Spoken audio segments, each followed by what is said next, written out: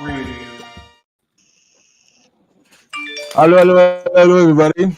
So, first and foremost, we are 2 minutes late. Oh my God. No, it's not our fault. It's your fault. No, I'm just playing. Very nice to see you again. I know it's been a while. I hope everybody's doing good. I hope everyone has been well. This is an unusual show today. I'm sure you saw from the thumbnail. We're going to talk about a crazy person. But before we do that, I want to introduce my crew here. I am one of your hosts, Alistair, co-hosted by Beefy, your shit talking squirrel friend. And we have Nawson here with us. Hey, look, Beefy, how was your week? It was good. Welcome, Nawson the Blossom. I had that all keyed up in my head. Blossom the Austin Possum. There we go. Nawson the Austin Possum. Oh, so now I got to be a possum. We're all going to have like rodent avatars. I had a buddy who, we're all going to become rodents. Just like, what's the movie, Over the Hedge or whatever? But no, I had a buddy who kept a possum in a cage, and you know what he named her? Blossom the Awesome Possum. I thought that was pretty hilarious. Oh, yeah? Wow. Yeah. But yeah, my week was all right. I was sick last week. As y'all know, we took the week off. So I'm finally getting back to my stride. We healthy. I didn't have to do any prep this week, so that's good. I love the other weeks where I just get to stroll in here and just kind of laugh and gig and shoot and vibe and you know, VOD for the camera. Oh, that's so funny. It's great. He's so funny. Well, you know, hey, we forgot our very famous tagline, which is, you know, come in here with an open mind because we talk about anything and everything, and most likely you will be offended at least once. So if you can't keep an open mind, Beefy, what do we say? You can go to Chris Watts's house where he's from, and you can I don't know how to finish hang out with him. Yeah, go hang out with Chris Watts, and I guess he's from jail now. So yeah, you can go to fucking prison. How about that? Go to jail, bro. Listen, Chris Watts is having the best time of his life. I'm not even kidding. We'll get more into that in the rest of the story. But if you think he's sad, you are so wrong. He has a very tainted view of what public opinion is of him, and we talked a little bit about that when we had Gavin Fish on. He definitely does not perceive how much people hate him because he gets a lot of fan mail. Put it that way. Yeah, he's having a good old time. But anyway, let me introduce the crowd here. So Charlotte, hi, hello. Sadie, hello. Christine, it doesn't even look like we're in America. All this French in the comments here. So what does some of these say? No, c'est encore Beefy Cassuste Badu. Hold on. You know the bit? I have to read the French, so I botch it. Noir en gros bissu quel Olympia. Okay, something about Olympia. Ben quand meme. They come there. Christine's in the house. We got. How did I do, by the way? Were those pretty on point? They were not on point, but it was nice to see. It was nice to see because I understand the comment, and it's so nice. Oh, so pretty much she said big kiss and hugs to Olympia right there, and then she mentioned a little on top. It's Beefy who's lost, and then she's like, "Oh, mais quand même." I mean, it's like a slang saying, "Come on." Oh, you know, like what it was not me who was lost. I'm always here before time. Sitting and waiting, all pretty, was not me. Stevia, welcome. Yeah, all of our friends. Yeah, everybody is here. Nawson, are you familiar with the Chris Watts case? Was he the one who killed his 2 daughters and his wife? Yeah, that's him. Pregnant wife, so he killed his 3 kids. Yeah, that's right. Technically 4 people. That's right. You're correct. That's right. But depending on how far along she was. And depending on which side of the scale you stand on abortion, which we're not going to get into today. No, yeah, we're not gonna get into today. It's a very lengthy story, but we're going to condense it to at the very bare minimum 1 hour because we can spend literally a whole week to dissect the situation. So I curated some very important parts and scenario that's going to make somewhat kind of sense, but also that's going to highlight what I want to talk about, which is a little bit of narcissism, but also a little bit of delusion. Complete delusion. Well, hang on. Before we get in there, how was your week, buddy? So I was single parenting this week since Monday. I was relieved from my parental duties temporarily only this morning. You've been busy lately, huh? I've been sensing distance. Have you? Yeah, you're not answering texts. You're showing up late. It's like you're a hard man to get a hold of. So look, here's the thing. I was only like a minute late, but that's okay. And the second thing is, I always answer my texts late, but late it's in relation to what other people perceive as late. So I have a 48-hour window to reply to any messages. That's just what I give myself the window, only because there's a lot of messages. So in my head, I'm not late. And a lot of the times, and I think I explained to you, is that I see it, I process it, and I table it in accordance to priority, right? So if you're like, Alistair, I'm hanging from a cliff, help me. I see. So you I'm move not up in priority, I see. right? I'm not very up on your Richter No, it's scale. not that I get it. Well, look, don't be offended. You know, like it's just 48. I see it, 48 hours to reply. I get to it at the very bare maximum.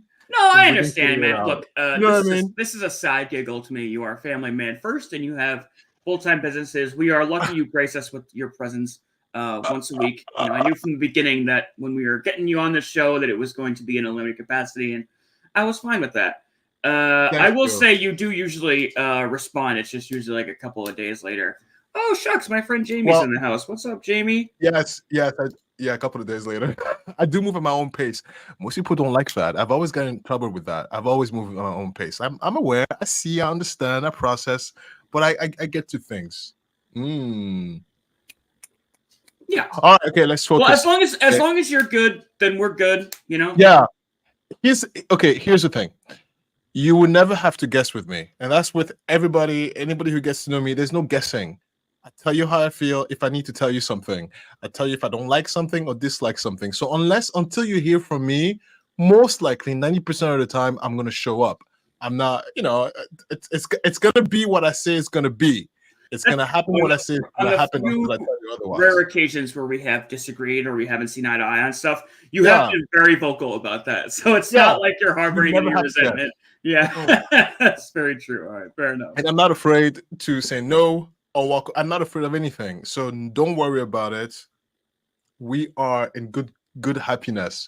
All right, let's get started though, because I think this story I curated the operating flow in such a way that hopefully it's going to make it so palpable that you're going to be riveting and staring at the screen. Beefy, why don't you play the first video of the synopsis? Now, look, if you don't have it set up already, it's okay. Oh, we're jumping right into the interrogation. Yeah, we're jumping right into it. No, the segue of the synopsis, it's noted 1. It's the first thing on the top, and it should be about a little story of. Oh yeah, you got it. That's the one. Don't question me, buddy. I know what's going on here. So he is being confronted by the lie detector woman, right? And she's basically told him, we see right before this, she's like, you know what's really interesting about this is right now, only one person knows who killed your wife and kids. But in a second, 2 people are going to know. And then she closes the computer after you do a test or whatever. And she goes, so you're a fucking liar. It's fucking awesome. I love that detective there. She's amazing. Yeah, but she's great. She straight up calls him out so you killed your wife and kids. Tell me all about it. Like girl did. She did. She did. Great. She did.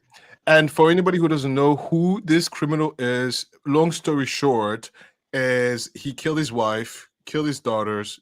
The wife was pregnant, and he did it all just for himself. He didn't even do it for his lover, allegedly, that he was having an affair with. Go ahead and press play.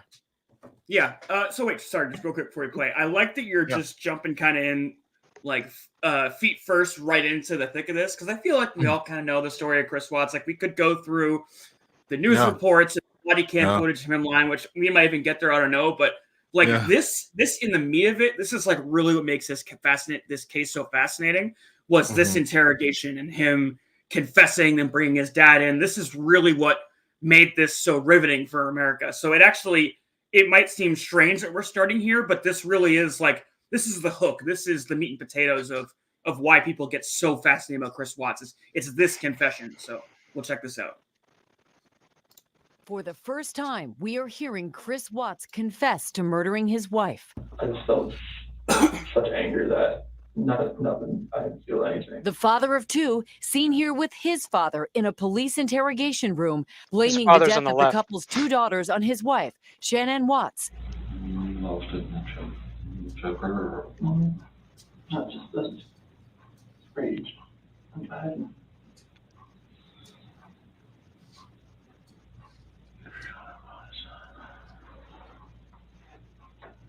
A lie he repeated to investigators. The babies are gone. And I put my hands around my wife's neck and did that same thing.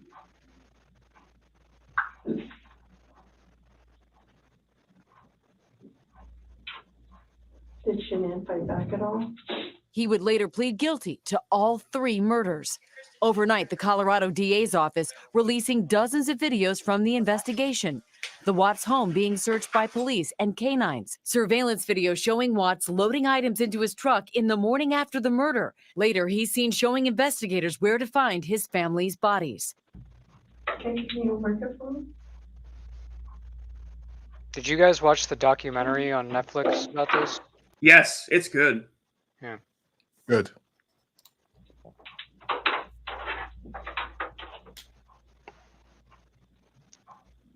I think it's the Pittsburgh.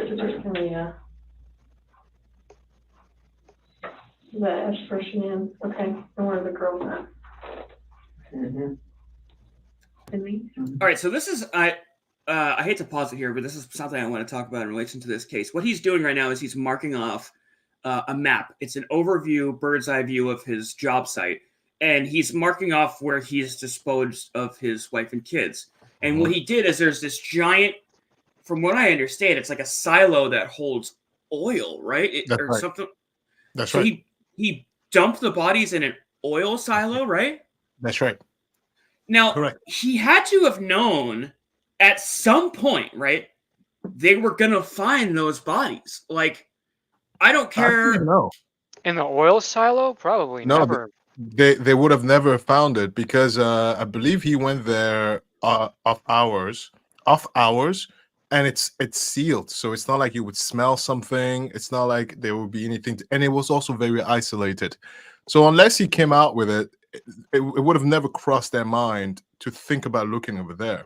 And don't forget, he had access. No, see, I don't know about that because, like, Yeah. I feel like at some point the oil would be contaminated, or like if it is sealed, the gases that would get released within the body, they would start to expand, and maybe that would fuck with. I feel like that's so risky, and knowing that he's tied to that silo because he works there, it was like there was almost a piece of him that was like, because he's tying himself to his place of work, he like almost knew, you know what I mean? Like that this is going to get tied back to me somehow. I don't know if there's really much quality control like that over gas. No, because you got to figure gas is just it's decomposed organic material in the first place. That's was right. It oil or was it gasoline?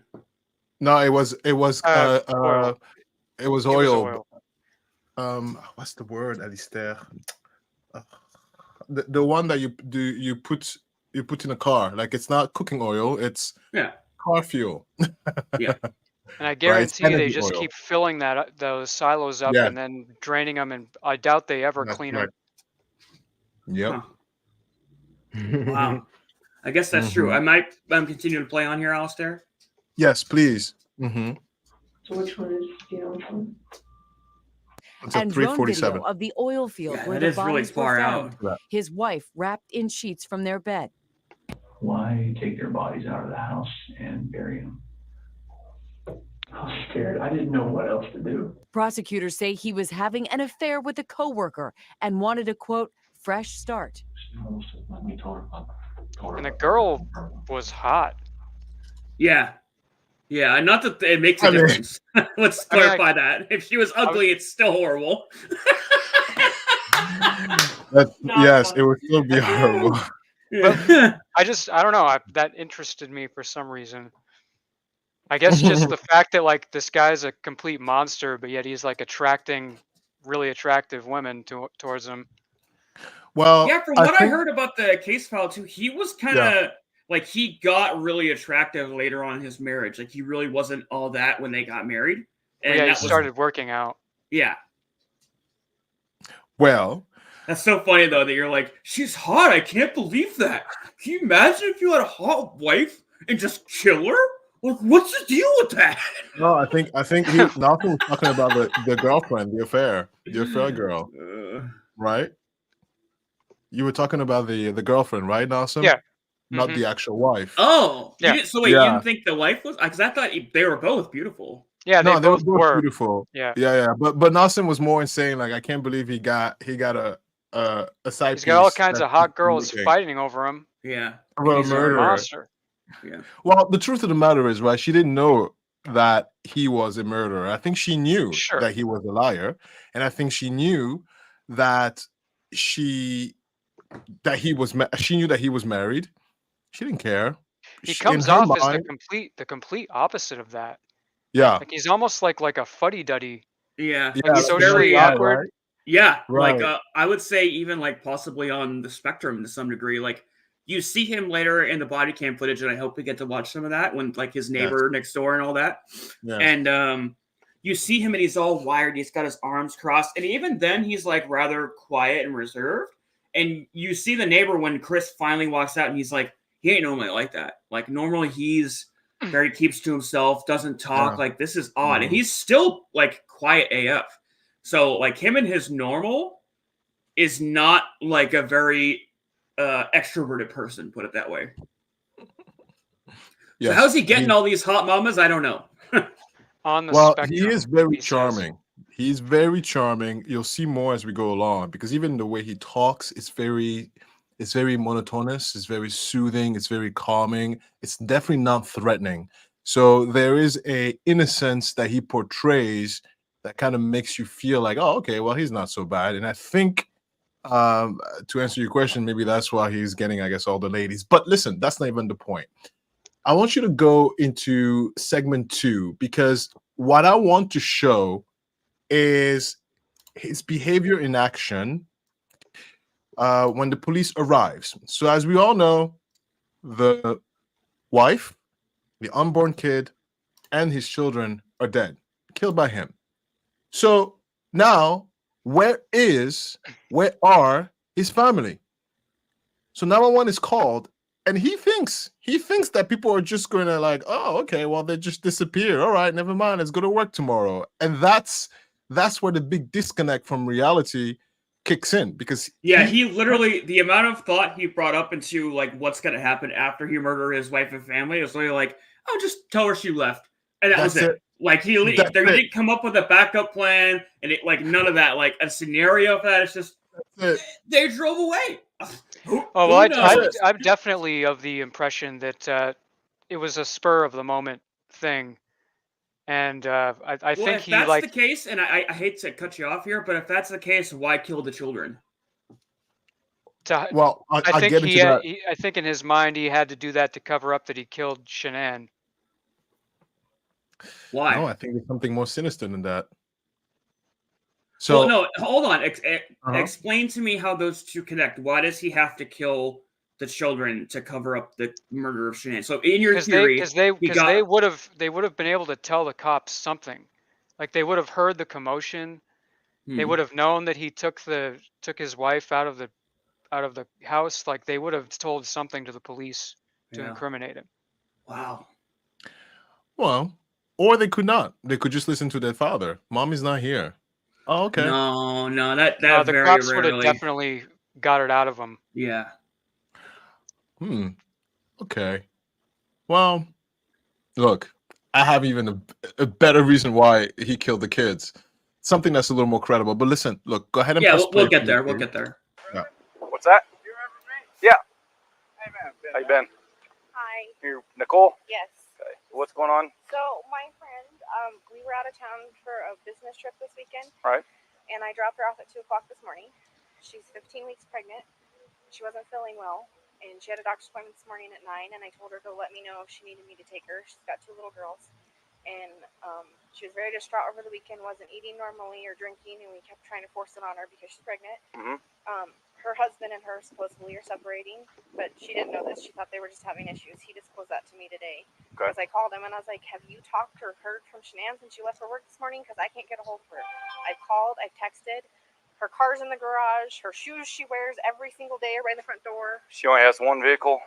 No, they only have the one vehicle in his work truck. Okay. That's what I'm asking. There's She not took the girls and went on a play date, but they're 4 and 2. She went on a play date. Why wouldn't she take a car? They're both in car seats. So sorry to pause here, but I'm just hold on. I wanted you to pause there, so it's perfect.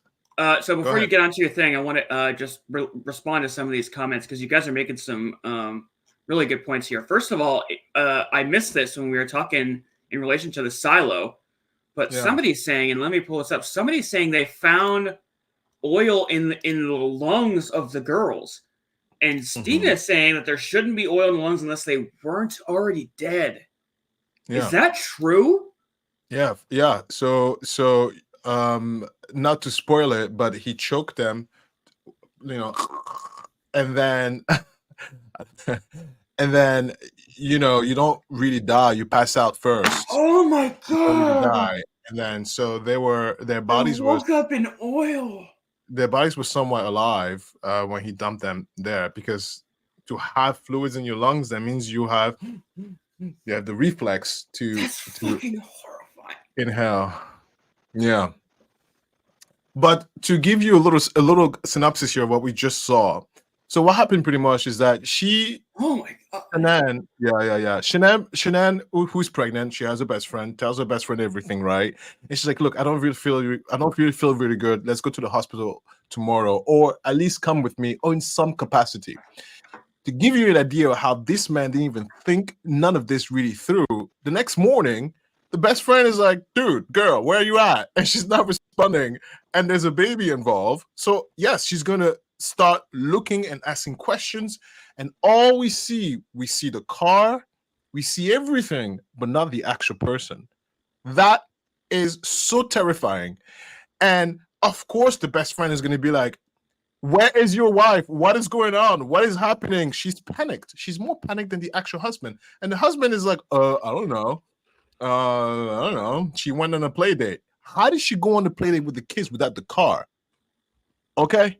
And so that's where when 911 comes in, the best friend is like already question mark around her head.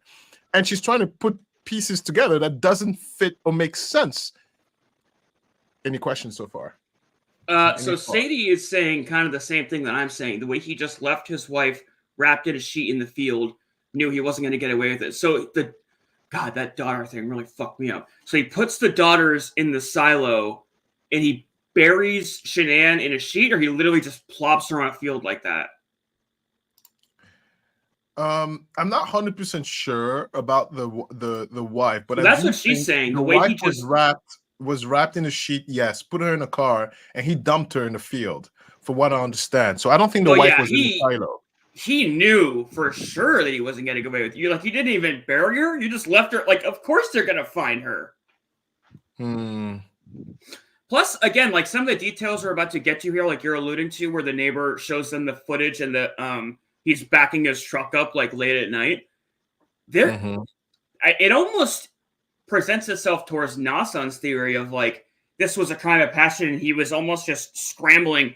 Like he even admits it in the in the interrogation room where he's like, I didn't even know, like I was just panicking trying to figure out, you know what I mean? Like as much as I agree with you, this guy's a monster, and like there was a certain amount of what's the word, precipitation to it, or whatever the word is, preparation.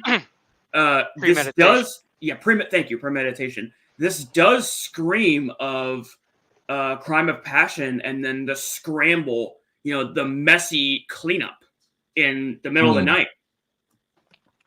So I disagree. I don't think it's a crime of passion in the sense that you're describing. I think it's a crime where there was an outside influence that precipitated his desire to execute his plan. Because he this is something that you don't just wake up in the morning and do. It's something that was pre-planned, but there was a catalyst that may have precipitated this series of action. And I do have an idea who that may be and what happened for that to occur. We'll get to later on. That's just an assumption, but we'll get to that later on in the video. Can I take a stab at what I think you think? Go ahead. Stab it. Did it have to do with insurance because they were about to go bankrupt again?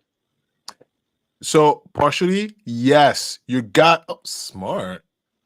How dare you? It's always money. It's always always comes down to money. But there's one thing fine. about the documentary that stood out to me is they conveniently left out the kind of financial problems that the two of them were having. They really were not good with their finances. But we might get into that later, I guess. That's a tale all this time. Like we frequently see a lot of these cases where there's like the whole family wipeout that like even with the Tot family, right? Like he puts on that his wife wanted to end the judgment day or whatever, but really it was because he was going to get exposed and like his whole business was going up. And it's like they are used to a way of life and a certain amount of pride. And it's like the shattering of that illusion of them like being of a certain status is scarier than them dealing with a murder. As backwards as those two realities sound, for some of these people, and like it may very well be with Chris Watts, they make sense, which is insane. Well, you're 100% correct there. Right. And then I think that's why I believe that the part of the catalyst is the lifestyle that he's been trying to sell to a particular person and not being able to deliver with consequence. Oh, yeah, good point. We'll get that. We'll get that later on. I want to address a comment absolutely that Christine F mentioned that popped into my thing, and she says, Alistair, no matter what it was his choice to do it. 100%. Yeah, it was his choice to do it because you know what? Not only was this his choice, but he enjoyed it. That's how disgusting and nasty the decision was, and I'll tell you why I believe that he enjoyed it every single second. I'll tell you more about it. To continue, can you please go to minute 22 and 56 seconds? There's an important part here that I want to show everybody. Oh yeah, most replayed right there. 22 and 56. Whatever, I'm close enough. Does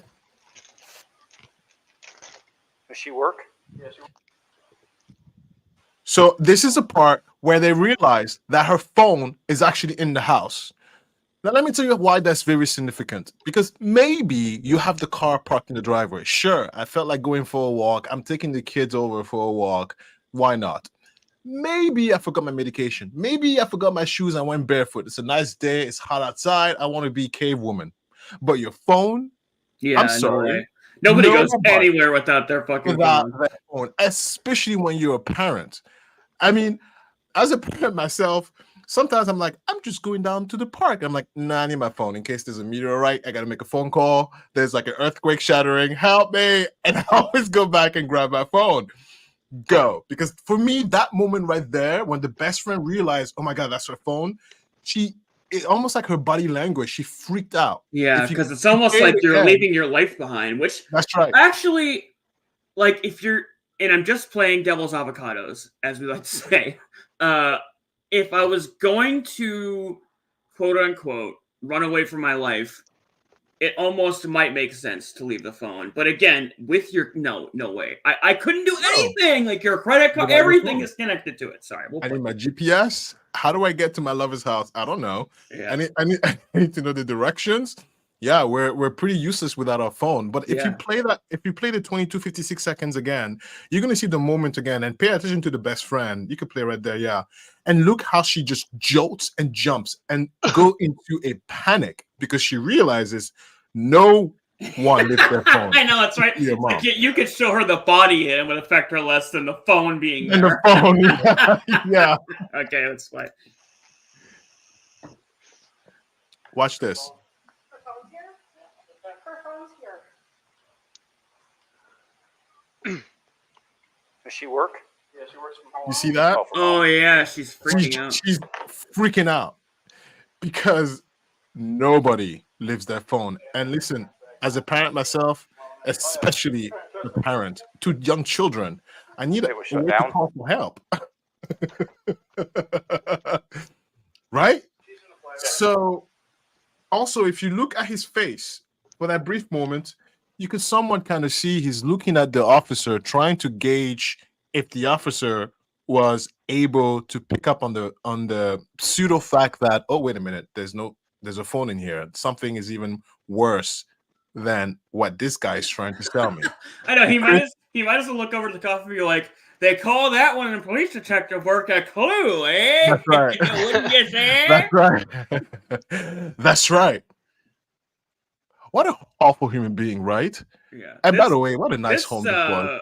This Random, body but surveillance video is fucking wild. Like the interrogation footage is crazy, but this is pretty nuts too. This definitely caught him off guard. Like he had no idea the friend was going to bring the cops over the very next day. Well, yeah, they called him at work too. Like he had to. It's not like he could even prepare for it or like clean up after. It's like literally he gets called out of work and he rolls up and they are fucking there. Damn. The camera rolling. I love it. Love it. He's literally caught with his pants down, and we get to watch him squirm. So let's do that. Before we watch him squirm, because we are going to watch him squirm, I want to go to 30 minutes and 40 seconds. I want to show you. Oh yeah, the ring. Yeah, this is great. The ring. All right, well, we're talking a lot. Let's just watch this for a bit because it's important to get kind of the feel of what's going on here. So. Right.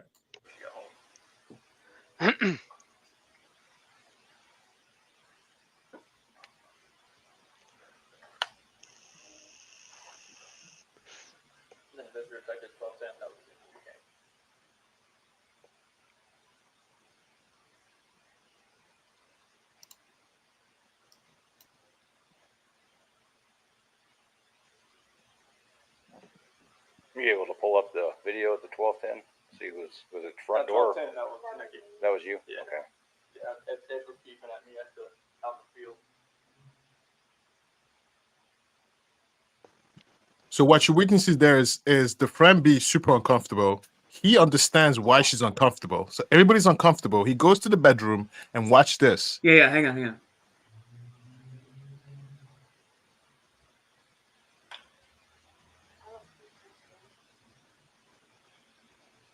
Watch this.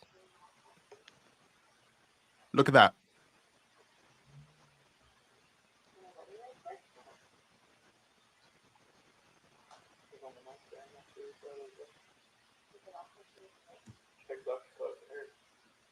Pause. I love that he walks out of the room like with a wedding ring. Yeah, he might as well be holding it up like the what's the torch from the Olympics? Like, look what I found. I don't know the name of the torch for the Olympics. Yeah, but if you pay attention, even the way he walked out and put the ring, he's like, "Look what I found! Oh my god!" Because the officer and the best friend was like, "What are you showing me? What is that?" He's like, "Her wedding ring." He's trying to paint a picture that she just disappeared with another man. Yeah. Right. Cue the Lord of the Rings theme. My precious. But do you see how poorly orchestrated this is? So sloppy this was. Like it's not even like it's disrespectful. He didn't even try hard enough to make me to lie to me.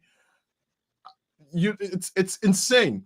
Now, to give you a very quick recap of what we just saw so far, because I'm trying to paint to you an interesting picture before I get to my final thought, is that so he commits the murder. I'm very happy to do it. I'll tell you why later on. when the best friend, because he did not know that the best friend was in communication with the wife in terms of, hey, I have this doctor's appointment, come and help me out. He had no idea. Because after he commits the murder, he goes to work. And the best friend is like, girl, where you at? Where you at? Where you at? And so she takes up her 2 feet and be like, okay, you're not answering me. I'm going to go out there and figure out what the hell's going on. And she sees not only the car, the shoes. She's like, where are you? She freaks out. She calls the cops. The cop shows up. They call him because in the same time, she's like, where's your wife? Where's your wife? I don't know. Maybe she went to play there with the kids. The car's in the driveway. What are you talking about? So he comes home. The cops are already there. And from that moment on, logic just completely fades away. They get inside the house. They see not only the phone, and it's like, not only do I not see you, I see your car in the driveway. You don't have your shoes, and you don't have your phone. Freaked out. But And the ringer, is him walking out with the fucking wedding ring. He comes out with the wedding ring. Oh. Now, why do you think the wedding ring was in his pocket to begin with? Because he murdered them in the morning. Well, no, it wasn't in his pocket. It was sitting on the nightstand. Yeah. There. Yeah. I don't think so. I think she had her wedding ring on her hand. And when he disposed of the body, he just took it because the story of her running away is a story that he had planned. So you think he has? So he's talking to these cops, and he's literally got his dead wife's wedding ring in his pocket, and he literally goes across into the other room, and it. I don't know, man. He makes believe that he just finally understand. And I think he took time before he went to work to set this little scene for when somebody came into the house. The shoes are there, the phone's there, the little wedding ring, and it's like, oh, this is perfect. You know what I mean? Like, that's what I think. No, he didn't, because when he strangled them, when he committed the murder, it was late at night. But the house was as still as it could be. So maybe her phone was there the night prior, and if you see, it's at the night table, or it's at the console on the sleeping quarters. Well, I know he's not as bright as you think, but he also had time to, at the very least, shower and go to work and all that. So him taking the wedding ring to work with him, I don't know about that. Well, he killed his wife, removed the wedding ring from the finger because he needed to create a story as to what happened to his wife and kids. The only piece of the puzzle that he was not aware of in terms of putting into his contingency is the communication between the best friend and her. He had no idea that the best friend was supposed to come in and help her out with her doctor's appointment. Yeah. He had no idea. Especially the doctor's appointment being super early in the morning. So in his mind, he's like, I'm just going to go to work, go through my regular day, and come back home and finish the cleanup. Right? He didn't. If you commit her how disassociated me to go make your lunch. Yeah, really. Right. He kills his wife, goes, drops him off the office, and it comes home, and it's like, all right, time to get ready for work. That's nuts, isn't it? It's like, wow, sir. But one more piece of video I want to show you before we move on to the next segment. Go to 1 hour and 37. 137. Yeah. Yeah, right there is fine. Pay attention to his body language.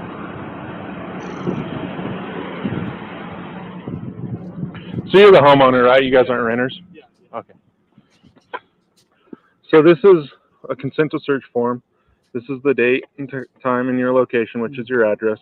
This is my name. I request this, permission to search this house in its entirety for missing persons. Okay. I'm going to go ahead and sign this, and then I need you to read the bottom of it and make sure you understand that. Before you sign it, ask me any questions if you don't understand it. Okay. I'll need you to print your name there. So when I list my name on here, it includes my buddies that are with me. Are you good with that? Okay, that's cool. Okay. So I just need you to print your name there. There's my name. Just read this bottom and make sure you understand that. Before you sign it, ask me any questions if you have any, okay? And stop. So why did I put that there? Why did I make that so significant? Because it seems so harmless, doesn't it? He's just looking at his phone, and sure, yeah, I signed that. It's because of the severity of the situation. Look how long has it been since the idea of his wife, according to him, picked up his children and disappeared with another man. Now, Beefy, you come home from work. Your wife is like, honey, I'm gone. No, she doesn't tell you she's gone. Your wife and kids are disappeared. We're not having a kumbaya moment. This is not the time to be even composed. There's a freak out moment, isn't it? And going through the paperwork for the police to sign. Yeah. I see you're saying, yeah. I'm not reading that fucking thing. I go, whatever you need, go find him. I'm like, well, yeah, because so I'm looking at it from that perspective, like whatever the answer is, right? Whether they're dead, they're missing, or she has run off on another man. Okay. The police are going to get to the bottom of it. Exactly. So I don't give a shit. I don't care. Yeah. Do it right now. Toss the fucking house. We're finding her. Exactly. I'm not sitting there spending precious hour. I'm like, where is your SWAT team? I want the fingerprint people. Yeah. I want the canine. Hurry up. Go find my baby. Forget the wife. Okay, the wife went with the lovers, but where are my kids? Yeah. Right? So there is no panic. There is no sense of danger. There is no like, my children, right? Because I always say, maybe you don't like your spouse. Sure. But my kids? Well, it was the same thing with like Henry Lee Jenkins, right? Like that was what we just kept saying over and over and over again. It was like there was no sense of urgency to it because he already knew the fucking kid was dead. Mm-hmm. Okay. So here we go with his nice little glasses, reading the paper. He's not reading. He's like, what do I say next? What do I say next? What do I say next? But yeah. And sorry, again, just one more quick thing, because we say this over and over again, and I feel like when we're able to point out things that are thematic, it's because they're consistent. They're like through lines through all these cases. Yeah. We keep talking about things that they aren't necessarily wrong, they aren't necessarily right. They just look off. Like they don't sit right. It's because they are people who are trying to emulate what looks a certain way in the face of invalidation, like inauthenticity. Right, if he actually had the sense of urgency of wanting to find his wife, like you said, he'd just be signing whatever. But because he's trying to emulate this concerned husband, he doesn't know what that really looks like. Yeah, so in his mind, he's probably like, well, of course I'm going to be all careful about this. I don't know what's going on with my wife, so I want to be conservative. Right. And it's like, well, no, man, if your wife was missing, you would you can't fake that panic in your heart. Right. That's a hard thing to try to, again, emulate. 100%. Nawson, what do you think? Thoughts? You could press it on play because you're gonna pretend like he's gonna read for like a good 30 minutes. I don't really have good input here. Sorry. That's all right. No problem. So that being said, the next segment. So I want to sell something to you because let's just assume that, you know what, maybe he was right. The wife picked up with the kids and disappeared on foot with the children in each hand, no shoes, right? She's gone. Without her medication, she's pregnant. Sure. So what does he do the next day? He goes on an interview spree. But let's listen to what he says. So Beefy, as I laid the foundation, get the next video ready, and it's going to be at the so it's segment 3, 2 minutes and 27 seconds. I want you guys to try to understand or listen to the phonetic and the connotation and the casualness and the like, yeah, I'm a star essence you get from someone who went to bed the night prior in the same house where, according to him, allegedly, the wife picked up the kids and left. And this is him the next morning because all the news outlet were out there talking. Listen to this buffoon trying to sell us Oh yeah, these news report segments are wild. Where could she be staying? And we went through everybody. I mean, just everything in my contact list and her friend's contact list, and nothing has come up. Everybody has said like they haven't heard from her either. I'm just hoping right now that she's somewhere safe, and maybe she's there. But right now it's just like, if she's vanished, like I want her back so bad. I want those kids back so bad. Oh. Okay. Oh, that was bad. That was like, he looks well rested. He looks like he had a nice meal, nice breakfast. There's no bag but under his eyes, so he's not that crying. that last little segment right there, that like screamed Okay. little kid who's been caught with his hand in the cookie jar. Like, it's Yeah. just really bad panic lying. Yes. Even the interviewer is like, Yeah, when this aired, there was a Yeah. lot of people saying like it looks suspicious at face value. Yeah. And like I saw like a talk show segment, I can't remember what, like a news segment or something, where a professional was asked to analyze it, and they were like, well, you can't really tell exactly how someone's gonna act when they're really under this kind of stress. You know, like it's easy to look at this in hindsight Yeah. and be like, it's Yeah. it's so obvious he's guilty, but at the time it's like, well, this looks really weird, but maybe something's just wrong with him or something, you know? Okay. So let me rebuttal that argument. So here's my rebuttal to that. Is if you wanted to do, because to do a press interview, you have to agree to it. Sure, you agree to it. It's the content of what's being said, right? And it's also the way it's being formulated.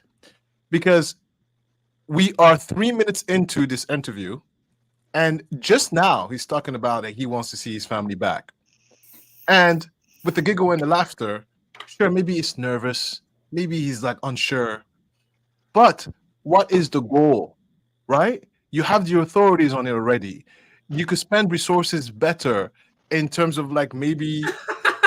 Christine says, I was more panicked when my dog ran away. Yes. Yeah. And it's funny you put that in perspective, because I'm putting myself in this shoes now, like not as a parent or somebody who has a wife. Like, if one of my dogs ran away, this ain't it. Like, even one of my dogs, I'd be like screaming into the camera, somebody please find him. Please. Yeah. I don't care, I'll pay you anything. It's because Chris Wass was trying to sell us, the public. He was trying to sell us public an image of the concerned father, which, you know, in our eyes, we were not concerned about him at all, because it wasn't about him. It was about the kids and the wife. But in his mind, it's about him. Therefore, yeah, I'll go on TV and talk about how I'm concerned, how I'm looking for my kids. But look, press play. I want you to see his actual body language. Yeah. I'm going to ask you a little bit about the hard part. Your first thought is, where are they? I want them back. Your second thought is, you know, your friends are telling us and you kind of hurt you a little bit. You're also, your second thought is that you're afraid people think you may have done something. Yeah, I mean, nothing. Everybody's gonna have their own opinion on anything like this. I just want people to know that I want my family back. Like, I want them safe, and I want them here. Like, this house is not the same. I mean, last night was traumatic. Last night was, I can't really stay in this house again, like, with nobody here. And last night I wanted that knock on the door. I wanted to see this kid just running, just barrel rush me and just give me a hug and knock me on the ground. But that didn't happen. Pause. So here's my thing here that I wanted to show you. At that moment, he was talking and emulating his children, right? Nawson. All right, that's the emotion he gets from the kids that supposedly he has no idea where they are. Well, I'll say again though, he's also in a really high visibility situation, and people, like, there's probably a lot of social angst associated with that. Just to play devil's avocados, as Beefy says. Yeah. People react differently under high stress situations, like on a surface level. Right. You never really know what's going on inside their mind. But would you still feel this way if I was to tell you that he's the one who agreed to this interview, and he did multiple interviews, by the way. So this is not the first one. There's multiple interviews that he went on the next day to talk about that. Mm-hmm. Does that change the perspective? Because yeah, nobody knows how they react during stress, but he put himself in that particular situation. Well, he's trying to make it look like what someone might logically do in that situation, where he's trying to do everything he can to get it out there that they're missing, so that he's doing everything to get them back. Okay. Well, all right. Well, that stands. Good job, Nawson. That stands. I mean, okay, fine. So in his There mind, is a grain of truth into what you're saying too, because it's really hard to predict what somebody would do. It's like such an odd thing that had just like if this were to actually have happened to him per his story, right? Where like his family just up and left. How the hell would you act? And again, I'm not siding with Chris Watts. I'm just saying like to bolster what Nawson is saying. I feel like no matter what you do would look odd. Like if you're over sympathetic, they're gonna say you're going too far with it. If you're not being sympathetic enough, they're like, where's the emotion? You know what I mean? Like no matter what, they're gonna be hyper fixating on these small little things.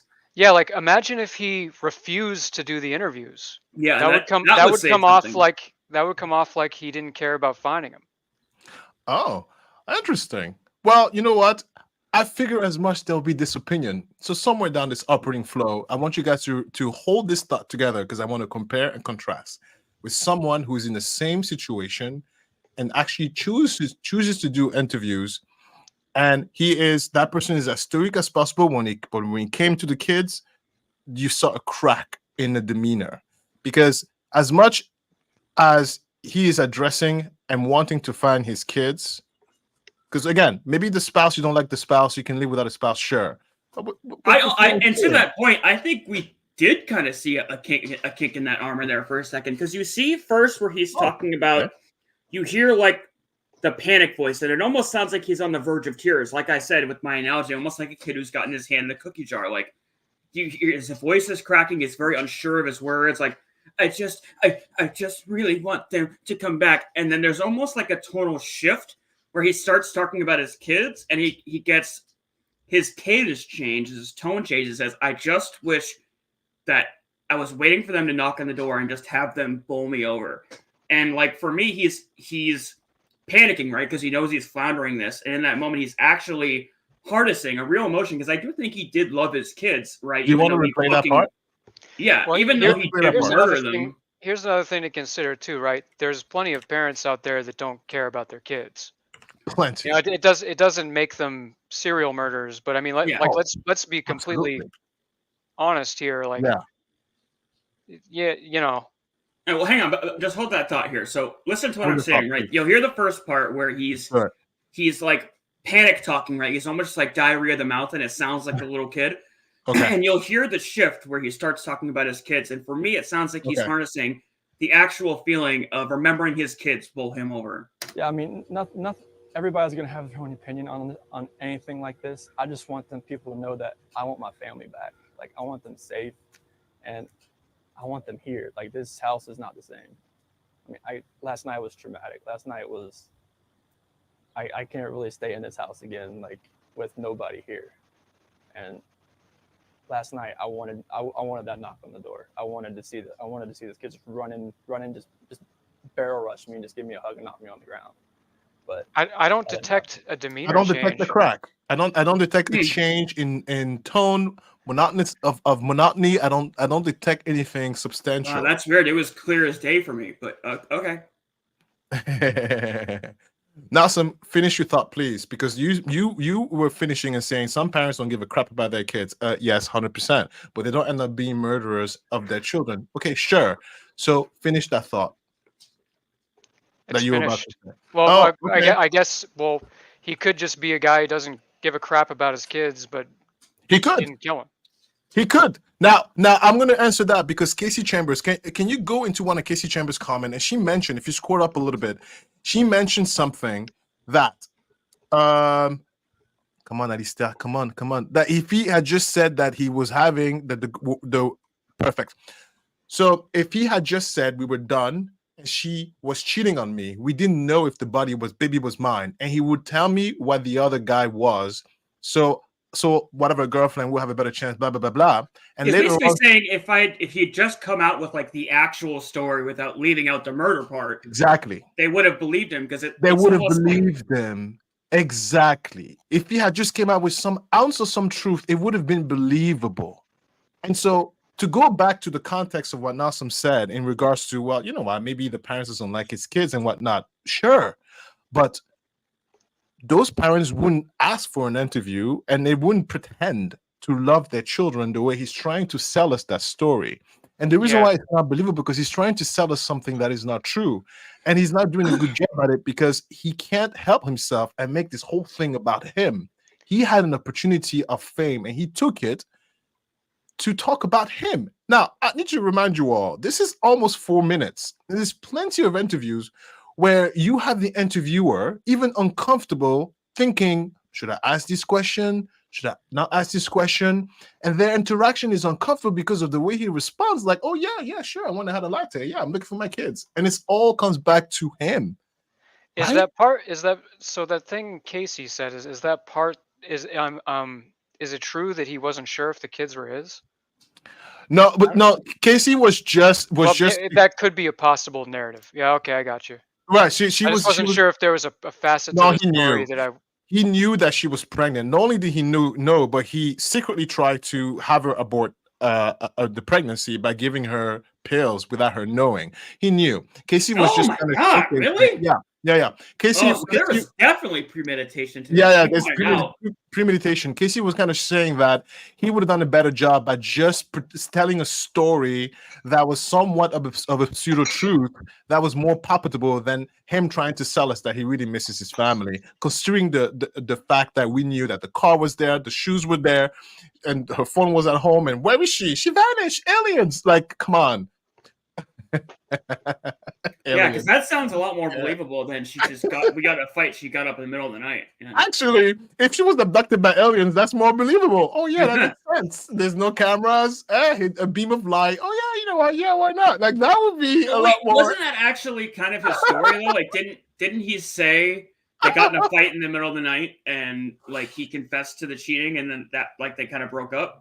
They had a emotional argument. He says an emotional argument. Please, he was according to him, it's an emotional argument. But yeah, they had a fight. Of course, they were not in a good place, and they were not in a good place because someone was pressuring him to do something, and he was trying to have his cake and eat it too. And there were financial problems going on, and the wife, was like, "We have kids and a family. It's kind of hard to hide the finances." When when you have children and you don't make enough, it's kind of hard to be like, oh, look at that, I'm gonna go on vacation, but no, I'm really going. Like, it's very difficult to maintain two distinct relationships when you have one party that's like gimme, and the other party has children. So this was bound to fail, and that's why he did the action of taking out his family. It was premeditated months in advance. What a disaster. Look at his eyes and nose and face. Look at that. Look at him. It's funny because people in the comments are saying, oh, look at that smirk on his face. Yeah. Look at that. Yeah. What a nasty, nasty individual. Honestly. Okay, look, I want to move forward to the next segment because I am trying to paint a picture here. So now that we know that he likes the cameras and all that stuff, let's go to what the neighbors saw on his camera. So, Beefy, the first link of the segment 4 is going to be a synopsis of the neighbor's point of view when it came to the camera in question. Now, when we play this video, everybody just listen a little bit to what the neighbor is saying. And pay attention to the caption that we're going to see on the screen, because I'm going to take that and we're going to go to the full lengthy camera view. Your kids take any medication? CC takes Singular. The biggest clue of all, medicines, including little Cece's EpiPen. Oh, look at those My daughter girls. never leave the house without her phone look at the or the oils. EpiPens. Definitely an odd one. Police get a break in the form of the Watts' next-door neighbor, Nate Trinastich. He has a security camera on the front of his house. This guy, yes, he's the best. What I did is said I have the video surveillance. The only thing I caught was Chris backing his truck into the garage. Chris comes over to your home along with the police to watch that surveillance footage. Yes, he was standing right in my living room, basically watching it. Some of the tools that and he looked very frantic. He had his hands like this in the air on his shoulders. Sweating. Really swaying back and forth. Look at that painting. Was he saying anything? No, he wasn't saying anything. He basically, This guy broke the only case time I saw wide him open. show any emotion was a little bit of nervousness when he was watching that tape. My detective just showed up. You just want to go talk to him? I'm going to get his info real quick. No. Go ahead and stop Seemingly it. desperate to find his family. So while I go into the quick comments, just get the next video ready because we're going to look at the entire footage. Can I get a please? Oh yeah, sorry, please. Yeah, Sorry, of I'm course, just kidding. of course. Yeah, of course. That's a shout out to Daryl Brooks there. No. Oh, please. You know, I'm. You're okay. good. You're good. The I'm cat's just at the back. My eyeballs are also looking at the clock, so I'm moving. Listen. Don't worry about it. Go ahead. Just kidding. Because the significance here, and when the cops first came to his house, and in the interviews that he was giving, he mentioned something to the interviewers, is that there were no cameras in the driveway in the back. And so that's why he thought. So when the neighbor, who is also in the back, tells everybody that, hey, I have a camera pointing in the back, he freaks out because he didn't think that there were cameras in the back.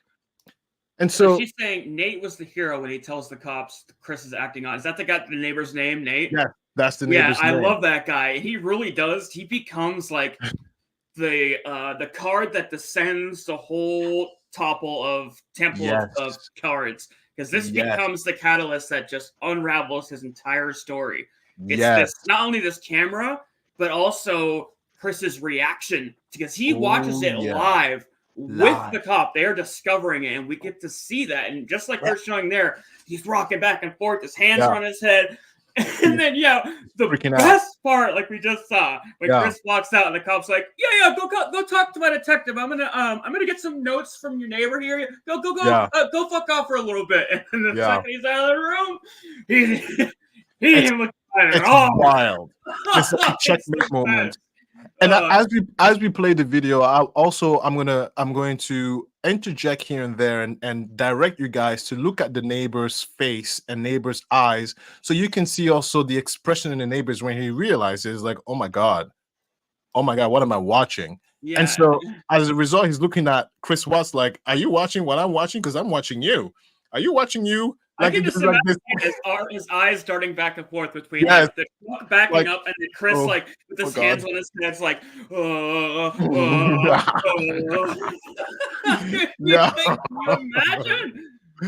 Yeah, it's completely as a true crime aficionado, I just like, I fucking drool to be in that moment and be like, you fucking did it! I wouldn't be able to keep my mouth shut. I know, me too. Please. I'd be like, nudging the cop. Are you seeing this? Are you seeing this? Yeah, I'm gonna get popcorn. I'll be right back. All right. Yes, go ahead. Go ahead to press play.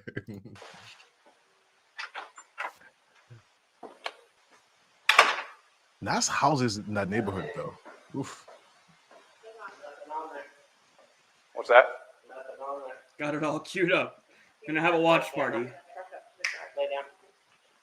Loading my stuff up in my coolers, my water jugs, my book bag, my computers, some of the tools that I have in the toolbox. I knew I was going to have to do some pumping.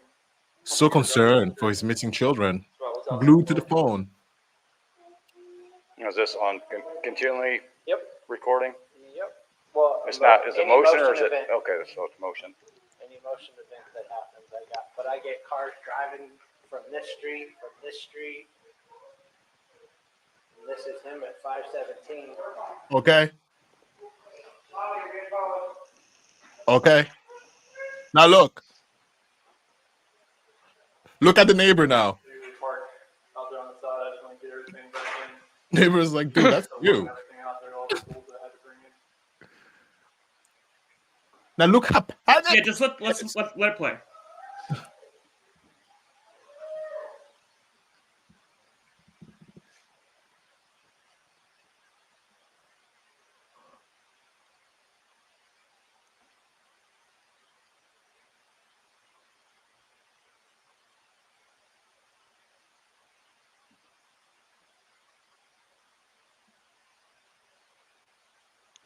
He has no idea whether it's.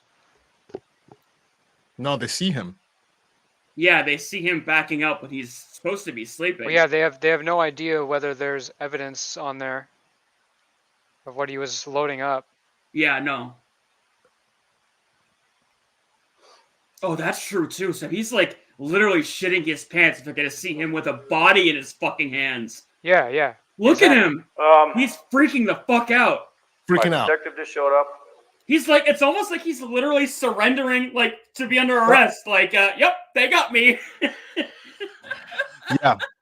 So Nawson, telling let on me give you some context so you understand a little bit why this is significant. The reason why is because his story, we can see them going to the house, but we don't see them coming back out. So in all accounts, she's still in the house, but the only thing that the cameras can see leave the house is him. Do you see the significance there? So we don't need to see what or know what the content of the car is. All this shows is that only one person left the house. Yeah, so what you're saying is, how did Shanann get out? How did she get out? I didn't think about that. Right. That's the thing. Is like, where is she? You're the one who left. The kids and the wife, we saw them go in, but we don't see them come out. So where are they? But you bring up a really good point now, is that he doesn't know what we're about to see. He doesn't know what He has this no is his idea. neighbor's camera. So there's a very realistic possibility that he forgot and just stumbled into the frame holding a fucking body. So that's what this look is when he's like, literally looking at this cop, fucking terrified. He is literally shitting himself right now. Yeah. Sweating. The neighbors were definitely on his trail in the first place. Like, I wonder if they saw evidence of him having the affair. You know, There was. Like there was Yeah. evidence that things, because the wife confronted him about it. they were watching him while she was Whoa, gone. what? Hang on. Spooky's saying they went back later and saw the shadow of one of his kids still alive and walking him up to his truck while he was low. What? Now I didn't read that part, but yeah, hey, look. Well, that breaks the whole timeline though, because according to everything, he like smothered the kids, but according to the autopsy, they found the kids in the oil. So what? Well, his most recent story is that he strangled them when they were at the site. At the site, Oh correct. my god! So they really did wake up in oil. Oh man, that's so awful. Or they could just be unconscious in oil. You have a reflex if you don't breathe. There's a reflex that you will start inhaling automatically. So if you submerge yourself underwater and try to pretend like you're a mermaid, you can hold your breath, but at some point your body will take over and start inhaling. It's just a reflex, Yeah. like a mermaid. Do you like that? Okay. So maybe you're saying maybe they died in their sleep. I mean, they were unconscious when they. Yes, for sure. For sure. But it's interesting here because Not So Sweet Stevia said he's assuming the position. As in, Yeah, like, that's what we were saying. Yeah, he's Yeah. already got his hands on his head, ready to get like, yep, turn around. Yeah. But if you continue to play, because now we understand he's sweating and not painting, the neighbor, because at that point everybody knew that his story is like, she just disappeared. We don't know where she went. So the neighbor is like, oh my God, there's only one person who left, and that's you, because the cameras is motion censored. So this is the moment when the camera recorded movement. Isn't the wife's friend in here too? Don't we see her? I mean, at that moment, everybody, like, it's a big deal. The whole neighborhood was. Oh no, I trying think to it's. help. I'm looking at it now. I think it's the neighbor's girlfriend. Okay, yeah. So there are 4 people in this room right now, and all 4 of them know that his story doesn't make sense now. So where he really messed up is he had no idea how nosy his neighbors were. Yeah. His neighbors were like keeping a log of his life way before he even thought about doing this. Well, they were like surveying all the footage, like, oh, let's see if the girlfriend came over last night. Mm-hmm. Yes, and here's the thing. The thing is because the wife Welcome to suburban America, where your business is never your own. Yeah, but the wife is a big extrovert, and she was very happy. She was very giving, and so it would be unlike her not to be friendly with her neighbors. Yeah, they probably knew the kids and stuff like that. They probably hated this guy. Yeah. Yes. Yeah. So he'll probably want to talk to you. You'd probably, like I said, he might have you call at the bank and see if there's any kind of activity. If there was any sort of action out On there, his camera, I would have got it. Like Right. we had issues the other week when people were stealing stuff out of like garages and stuff like that, and I had parked my truck I had here. to park right here. Yeah. There you go. Yeah, I could see where someone tried to jimmy with a flathead screwdriver over there, and it was just like. But if any action would have happened, any cars or anything left your house, I would have It would have been like right in that area. It should have picked. Oh, it'll pick up anything coming down the street this way. That's going right. Oh, yeah. Watch, I'll show you. There's See, nothing so wrong he's with trying it. to explain that. Oh no, it's not real. There's the guy's like, no, my camera picks up all motion, all movement, and it's you. You can see this car starting to drive down. Casey Chambers says at Nawson, it's not uncommon out here. How do you know I don't live in a suburban area? Have you been watching me? No. Uncommon, probably like uncommon in terms of neighbors being friendly one another. Is that what you meant? Yeah, Casey? I think she might even mean like out west. Oh, out west. If anything, more out west than here. We're on the East Coast. The East Coast are like don't talk to me, don't talk to me. I'm a model, darling. Yeah. Right? That's the East Coast.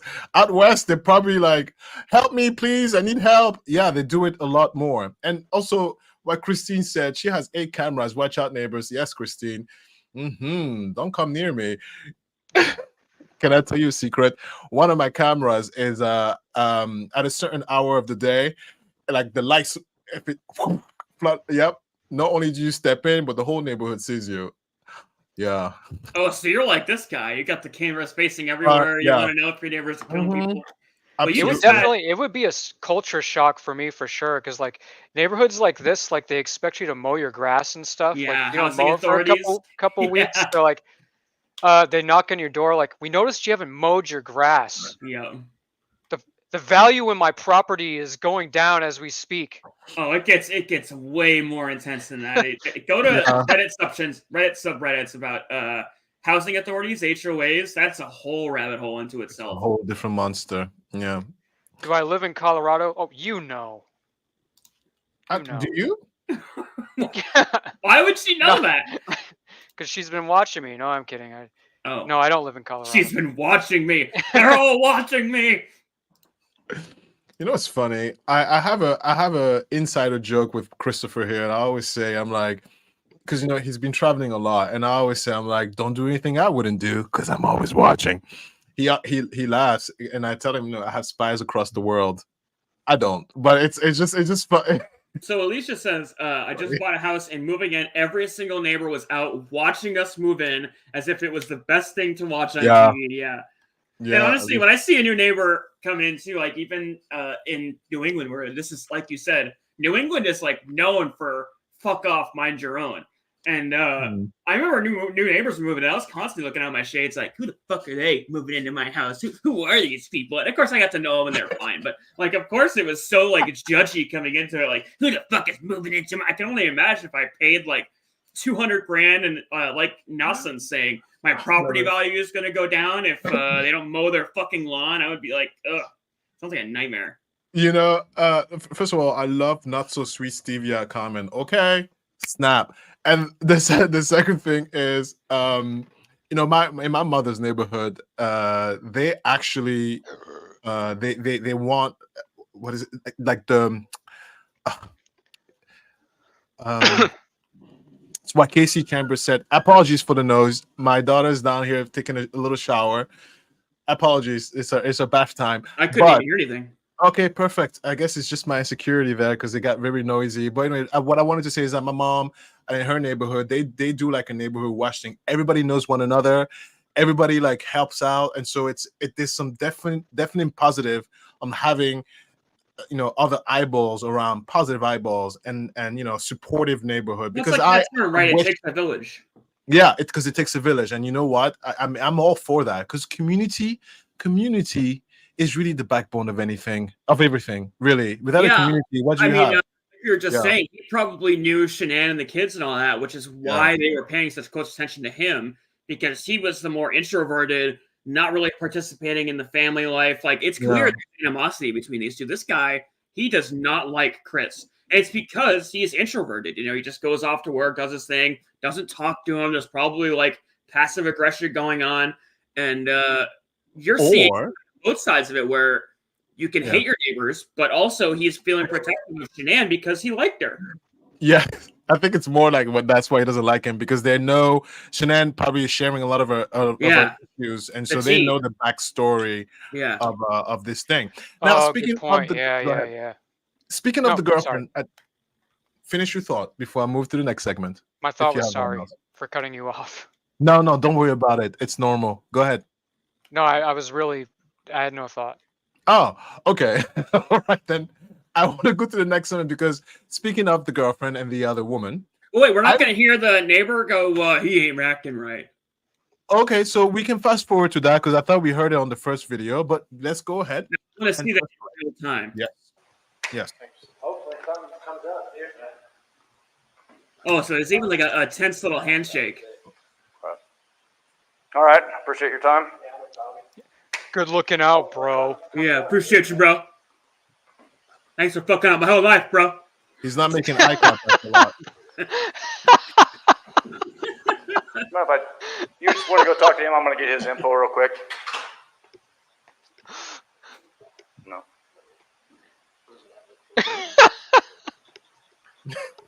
I like the little imitation, a little penguin walk. Yeah. This guy's great. Probably because that's not how he walks.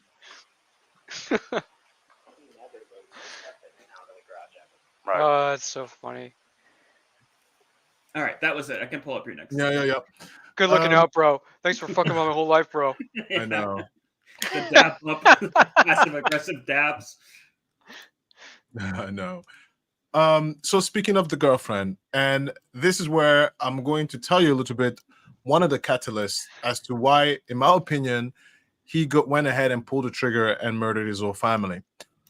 It's about the girlfriend. We're gonna hear from the mistress. And I want you to listen a little bit to what she says, but listen to how she speaks, her connotation, listen to the way she moves. She's so disgusting. I've never heard this before. I'm excited. Oh, so you think hold on. You think she was in on it? I'll tell you my opinion. Just let's just watch this. Okay, I'm sorry. Yeah. No, it's okay. But pay attention to so we now know the context of the story. Now we all know that the family is dead and there's a girlfriend, there's an alleged affair. So the detective want to bring in the girlfriend and they're gonna let her know what they know to some extent. Now let's see how she reacts as a decent human being. Cops confront Chris Watts' mistress after he murdered his pregnant wife and 2 daughters to start a new life with her. Why would you wipe out your family to be with me? The just released video shows 30-year-old Nicole Kessinger being interrogated. Did you ever say anything to him about never anything about his kids being a problem? Anything about his wife being a problem? Never. This shocked me just as much as I think it shocked the rest of the world. She breaks down, sobbing over the gruesome fate of the children. 4-year-old Bella. Oh my God, look at that family. What a piece of shit. Ugh. Bella and 3-year-old Celeste. Ugh. He's so disgusting. I'm so ashamed of him. Why? How? I don't even understand how you could bring yourself to do that to somebody who's that big. Other just released videos show the The web guilt of he lies must and carry. deceit Chris Watts created to cover up his unspeakable crime. After his wife and kids were reported missing, police searched his house, including the bedroom where he murdered little Bella. He pretends to be distraught over the disappearance of his family. I can't imagine what you're going through right now. The house, I couldn't sleep at all last night. I missed him throwing chicken nuggets at me, honestly, last night. Police were suspicious. At headquarters, he was given a lie detector test, which he failed. Did you physically cause Shanann's disappearance? No. When confronted with inconsistencies in his story, Watts asked to speak to his father and whispered his confession as police watch from another room. Watts. So I want to pose a question to both of you. Yes. You are called in the middle of the night, Mm-hmm. and you're called to the police station because your children has been suspected of murder. And you're assuming at that point there's no way that it's true. Mm-hmm. You walk into that interrogation room, and this child confesses to you that they have indeed done that. Mm-hmm. What are you doing? I am certainly not wrapping my hands around my kid. This is also part of the seminar which I get to. Now, I'm Nawson. What would you do? Sorry, I misunderstood the question. Mm-hmm. So the question is the scenario before us as it stands. You have a child. They've been accused of murdering their significant other and their family, and up until now, they've told you that they didn't do it. And you get a call in the middle of the night that, you know, they're at the police station, they need to talk to you, and you get in the interrogation room, and they confess that they have indeed done it. You know, what are you doing? What do you tell this person? What advice do you give? What does that look like for you? You're talking about Chris's dad's reaction? Yeah, but I'm posing it to you as a hypothetical. Well, my reaction would probably, honestly, shoot, that's not something I thought about. But like, I understand his reaction because it's kind of over at that point, and it's kind of like you're on film. It's damage control at that point because everything's over. You know, the whole family's over. You know, the kid's going to be locked up forever. All right, so why don't you? So you probably try to do your best to be supportive. But me in that situation, I think I would be outraged for sure. Yeah. How about you, Beefy?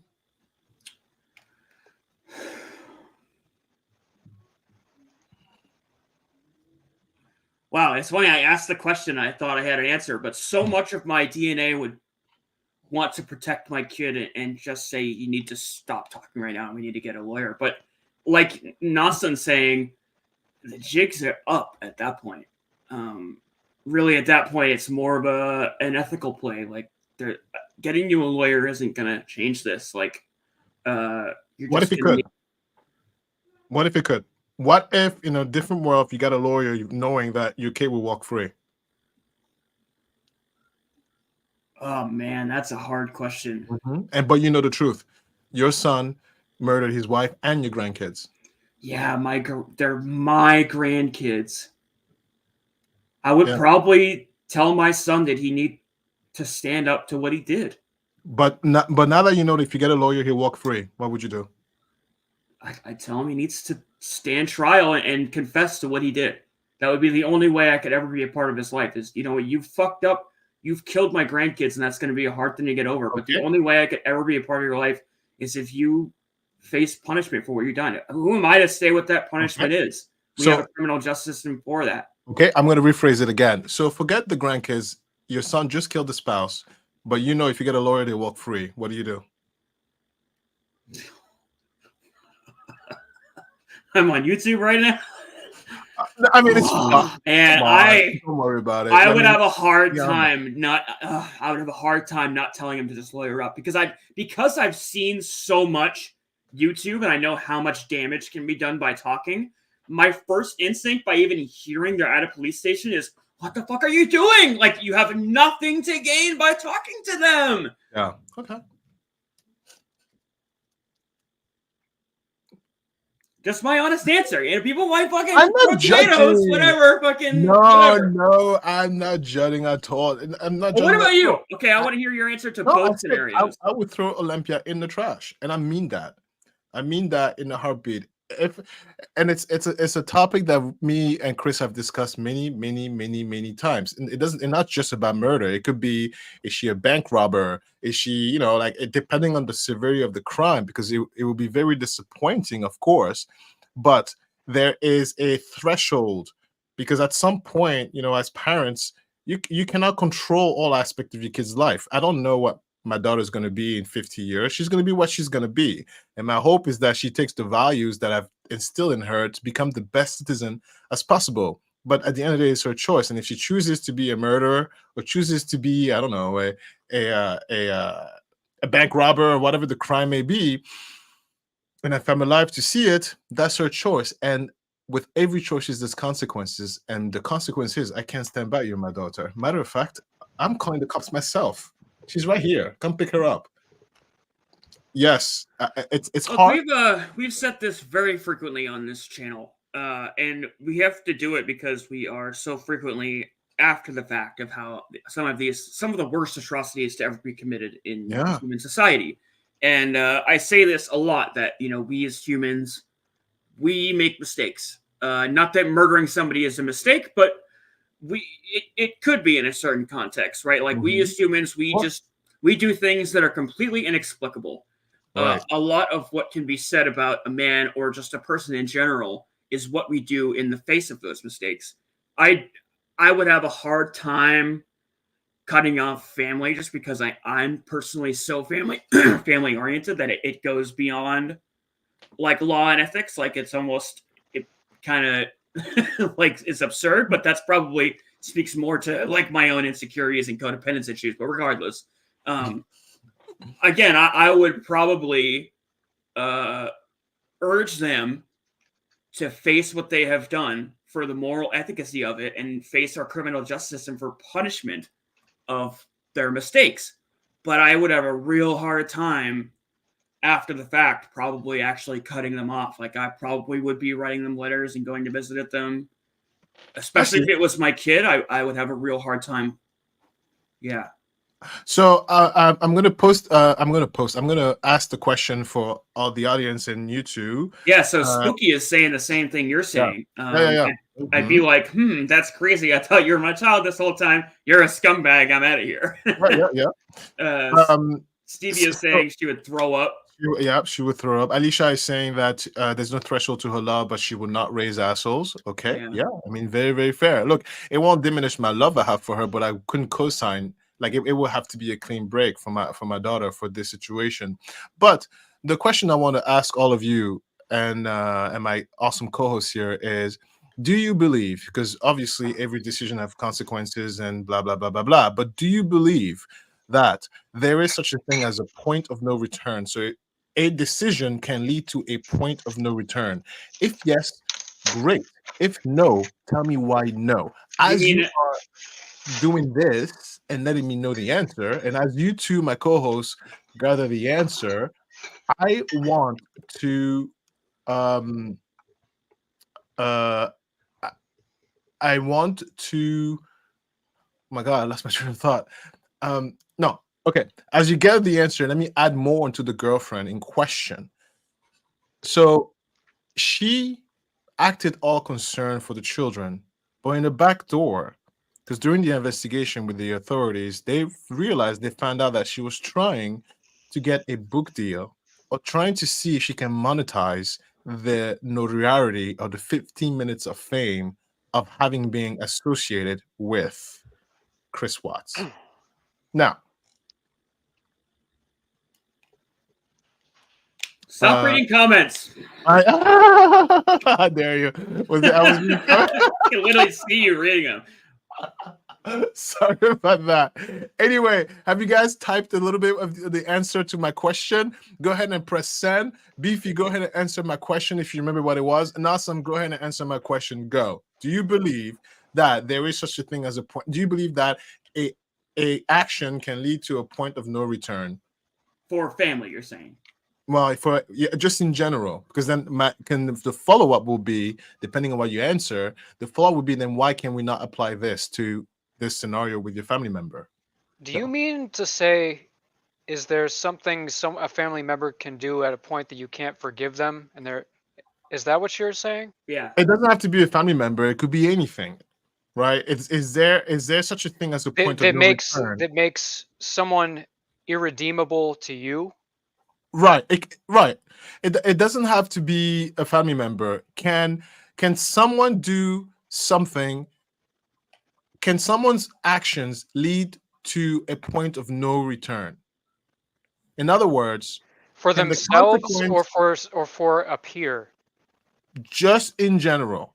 So I guess to flip it, in other words, do you believe in second chances no matter what? That's why. So that's the reverse of the question I just asked. So I give you the No. answer. Obviously, okay, there you go. So I don't believe second chances. I do believe, but it depends on the severity of the action, right? So depending on what was done, then sure you can have a second chance. Oh my God, you stepped on my plant. All right, don't worry about it. We're friends. Oh my God, you choked me almost to death. Oh no, we're not friends, right? So. Do you understand what I'm Well, trying to it's say? like everything else we always come back to very frequently is that there's a balance and there is nuance to this discussion, right? There are actions that are so irredeemable, we are done and we're never talking again. We're And done. Okay. there are actions that are for some irredeemable and for others we can get past it. I just need time to recover and we can talk about this later. So it's all just a matter of guiding your own tightrope of life and what's best for you on your own moral ethical Okay. code. So, and I see a lot of comments that people are almost aligning with what you just said, Beefy, and all that stuff. So, do you think that the girlfriend, the mistress of Chris Watts, is wrong for trying to monetize on the 15 minutes of fame from Chris Watts? Beefy, what do you think? Yeah. Okay, That's Nawson, fucked what up. do you think? No, I don't think so. Okay, why? Um, And you guys in the comment, let me know what you think. Well, she probably dealt with offline a lot of negative publicity as a result of this. She Sure. didn't cause it directly. At least, like she had no idea he was going to do any of this stuff. So she Right. didn't really ask for the situation anyway. And I'm a believer in like a free market. If there's something you can capitalize on, you should be able to do it. The death of 2 little kids and technically 3 little kids and a wife, even that. I wouldn't really call it that. She's just voicing a public opinion of her place in the situation. Okay. I mean, you can criminalize it that way, but I mean, on the other hand, it's really just her expressing her opinion, and it's something people are curious about. I mean, that's no worse than us sitting here talking about it and making a podcast about You it. make a very good point. You make a very, very, very good point. Right. But I do agree True. with Alicia saying that it is tacky as fuck. Especially when it's so new and fresh. Correct, Alicia. So I think she's totally in the right to make her own story, but just not now, not when it's so fresh, because she was trying to do it literally before he was even sentenced. It was a very insensitive, and so it was tacky. And so when I understood that that's what she was trying to do, I took one and one and I tried to put a little puzzle together. Because what the two were doing, they were going a lot on vacations. They were almost acting as if he didn't have a second family. Spooky goes, that bitch had the biggest ego, right? You're like, pussy's so good, dudes be killing for me.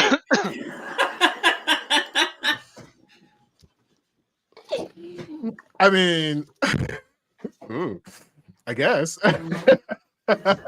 Whatever. That's what she meant. Oh, that's totally what she meant. Yeah, yeah, Spooky Little Gnome. This is definitely a talk piece. Like I was Chris. No, I don't think I would brag about that. If I was Chris Watts' girlfriend or She side. kind of is by putting out this book deal. She's like, look at me, look how important I am. I was the mistress, Look at Spooky. You can't handle this. Yeah. I can't with you, Spooky. Very true. Oh, I'm sorry, Christine. We're not trying to make light of a bad situation. Sorry. In a way, the book kind of kills 2 birds with 1 stone because so many people are curious about her stance about it, and she's getting capital on it and expressing it at the same time to everybody. Yes. Did I? Oh, you know what? I did forget to mention. I have my notes here on the segue. So this segment was me trying to tell you what was the catalyst in terms of him to pulling the trigger is because they, the girlfriend and him, wanted to have a life together.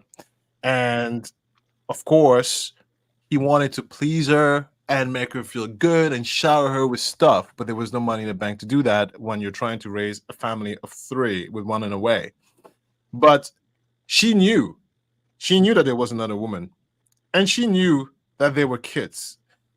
And despite what he was telling her, oh no, don't worry, I'm going to leave her, I don't believe that Chris Watts didn't complain to her, oh my God, I can't wait to divorce her, I can't wait to leave her, she's so annoying. There's no way when someone has an affair and they're trying to pretend like, my wife over there, I'm going to leave her. There's no way there's not a discussion of, oh, I'm so sick of her. Oh my God, it's her calling me. Because the wife at home with children is definitely calling you like, where are you? Did you pick up dinner? Yeah, she certainly knew, but there's no way she knew he was going to annihilate them. I mean, like, especially when you look There's at his, no way. No, I'm not saying she was accomplice to the murder. No, what I'm saying is she was the catalyst of him saying, you know what, I'm going to do it because I need to be with her. What does that mean by catalyst? For example, oh, I want to go to Hawaii. I can't. I have a soccer practice, whatever. Okay, I guess I'll just hang out here by myself all alone while you're at soccer practice with your kids and your wife. Right? Like catalyst, small little bits and pieces of irritant that he was like, you know what? Yeah, I want to be with her. Forget my wife, forget my kids, and let's start anew. That's what I mean by catalyst. I know I'm saying she's an accomplice, and by the way, this is just my opinion, right? But I know I'm saying she's a catalyst, but I don't think that she was an innocent figure in terms of egging on the outcome, which was the murder of his family. That's a good point, actually. I didn't think of it that way. When you consider it that way, yeah, that's pretty sociopathic. Because she knew about the family and she knew about the kids, but she wanted to be pampered.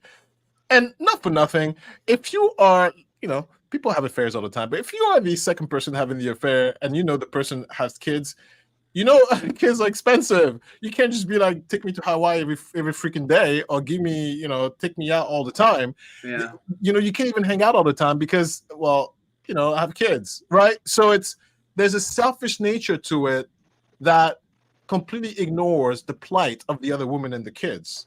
That's what I'm trying to get to. So yes, maybe she wasn't like, no, go kill your wife and kids, but she probably was pushing him to leave them. Yeah, as much as she puts, the pressure of like, when she said that initial thing, like, oh no, I never said anything about that. I kind of, my eyebrows went up, like, okay, maybe you didn't, obviously you weren't telling him to go off and kill his wife, but she was probably definitely like, so when are you gonna leave her? Yeah. So I'm not. Yeah, exactly. So that's what I mean. That she's the catalyst. She was like part of the catalyst, not in the insurance money, because you know what? If the wife and children are gone, not only am I broke, but I don't have to deal to share my time. I can please my girlfriend in terms of like, finally, I can be with you. I don't have any kids anymore, and I got the insurance money. Oh my God, we're so rich. We can go to Hawaii all the time. That's Hawaii. Why Hawaii? I have no idea why. Everybody loves Hawaii. Oh, cocktail, baby. Everyone wants the cocktail, a dream of like Tom Cruise on the waterfall. I've never been to Hawaii. You know what Hawaii scares me? It's the volcanoes. What are you talking about, Alistair? The volcanoes are only on the Big Island. Everyone goes to Oahu. Do you want to go back to Hawaii, Beefy? No. It's very expensive and there's a lot of racism. Really? The racism was enough to deter you from going back there? Probably to Main Island. Yeah, you're very, like, especially if you're going to live there, they make it known. Oh, yeah, and the bugs. Yeah, that's another thing, Alicia. There are millipedes out there that are, like, devil worms. Oh, hey, we got a viewer from Twitch. What's up, Dr. Stanky? Look at that, our first Twitch viewer. What's up? Oh, bye, Christine. I'm sorry, we didn't mean to offend you by our little comments or whatever. I saw you kind of, we were just making jokes. Apologies if you felt offended. But, yeah, have a great night and a good weekend. Bye, Christine. What did we miss? Don't worry about it. Don't worry about it. Christine, sorry if we offended you. Have a great weekend. But yeah, as far as Hawaii, there are great things about Hawaii. There are beautiful scenes and things to see all over the place, but there are lots of downsides. It's very expensive. Again, the devil worms, and then again, you are made to feel very unwelcome by the locals of Hawaii because we moralistic go in there and take their island from them. So That's interesting because like I see like lately, like in Disney, like in like WWE, there's like a very big push for like that nationality representation. You know well, what I the mean? thing about wrestling in particular is there's a long dynasty which is going on in actually like the main storyline of WWE right now with The Rock and Roman Reigns that goes back to Polynesian wrestling, and there's a long line of very famous Polynesian wrestlers. So Not just that, but like in Disney, like there's so much. Like even in like The Mandalorian, Boba Fett was a Polynesian guy, and they've got all those like there's like the Maui whatever movies and stuff like that. It's like I had no idea as someone from mainland America that there's like reverse racism going on in Hawaii. Yeah, it's not something you They're see actually very racist often. against white people. Yeah.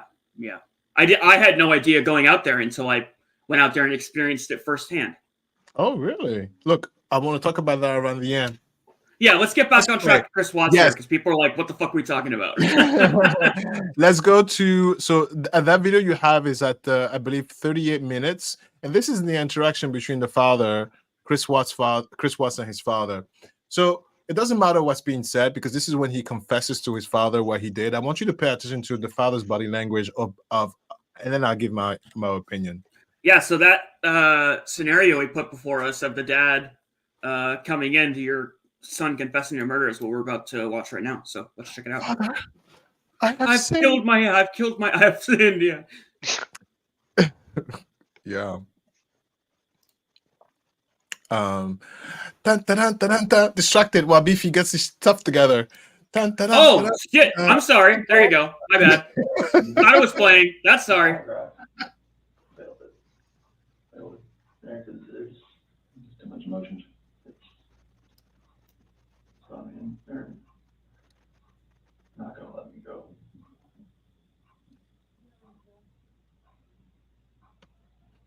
Is there any reason why they shouldn't? They know I had an affair. And they know. I can't complain about that.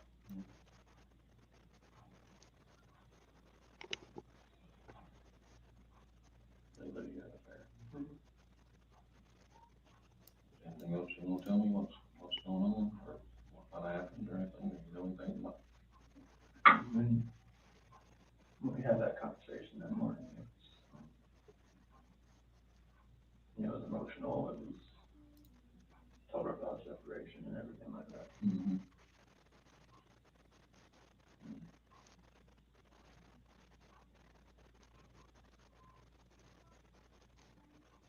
What happened after that? I don't know, we downstairs.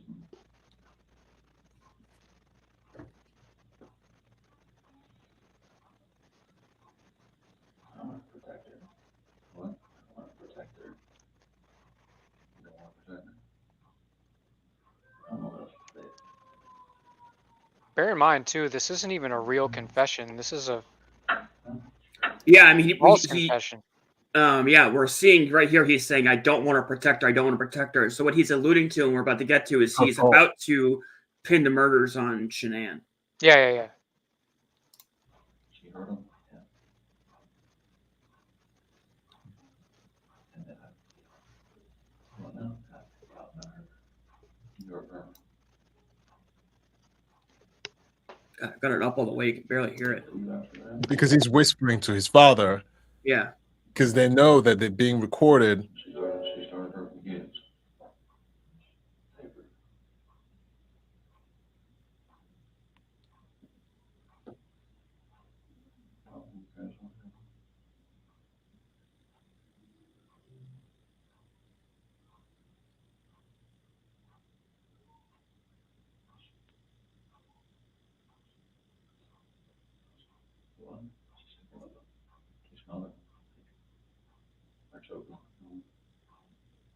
He mentioned I killed her. Yeah. Can you pause that really quickly? I want to give a little bit of context. Okay, so to give you some context, if you're like, what the hell am I watching? So the detective gave him a polygraph test that he failed.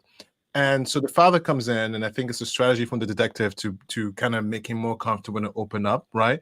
And he opens up to his father, and there's a history of the families not liking his family. And there's also an understanding that the marriage has been turmoiled, right? So the dispute and in French, the chamaillement, so the it's not unusual. And he's using that, Chris Watts is using that piece of information to try to create a story around the murder of his children and the wife. And so he tells his father, Papa, actually, it's not my fault. She assaulted the kids, and I had to step in and protect your grandkids. And so I killed her.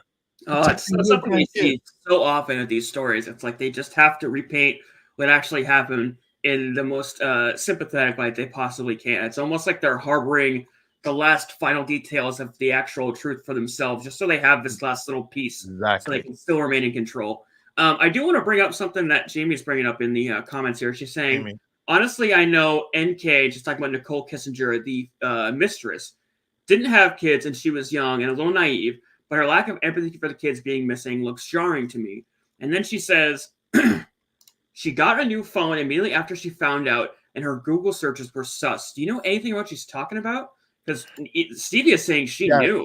Yes, I know exactly what she's talking about. So the story of the Chris White story was no longer kept in a bottle. So the people knew of what transpired, and her reaction. I didn't want to get to the phone, but her reaction was, well, okay, all right, they're missing. Getting a new phone, trying to almost distance herself, but not really distance herself, and still try to get a book deal. Right? It's there was a detachment from the severity of it, and which is why we were talking about how like maybe in the eyes of public opinion it was wrong because of the poor timing and the poor series of action, but legally there was no legally suspicion there because she was investigated.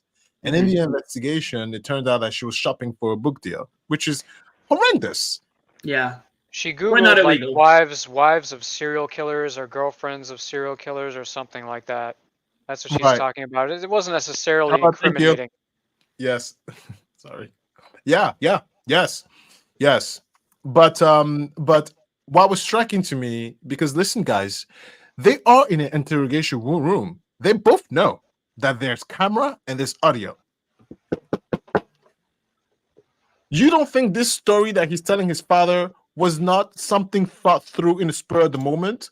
The reason why he pinned this excuse on his wife is because he knew they were listening. He was trying to find a way to lessen the charge. What? She was Googling wedding dresses? Sorry, go back to the phone thing. That's fucking wild. So this dude's wife is missing and she's on her fucking phone searching wedding dresses? Yeah. Wow, that's wild. Yeah. Sorry. It's funny. Not so Stevie. I responding to Charlotte. It is a triple word score. Anyway, so my whole point is that even though he's confessing with intent of trying to reduce the charges. Okay, maybe I didn't kill my kids. It's not so bad. But yeah, maybe I can kill the mother. And that will reduce my charge to, I don't know, self-defense. She killed the kids and I killed her. Ta-da! I'm free. Do you understand what I'm going with this story? Do you understand what I'm going with? I think self-defense is a but reach, but thinking straight. He's trying to paint the narrative because he's fucked. He's backed into a corner. He's trying to confess to the lesser crime of I was just defending my kids, which is like absurd. Right. But now, because I want you to press play and resume.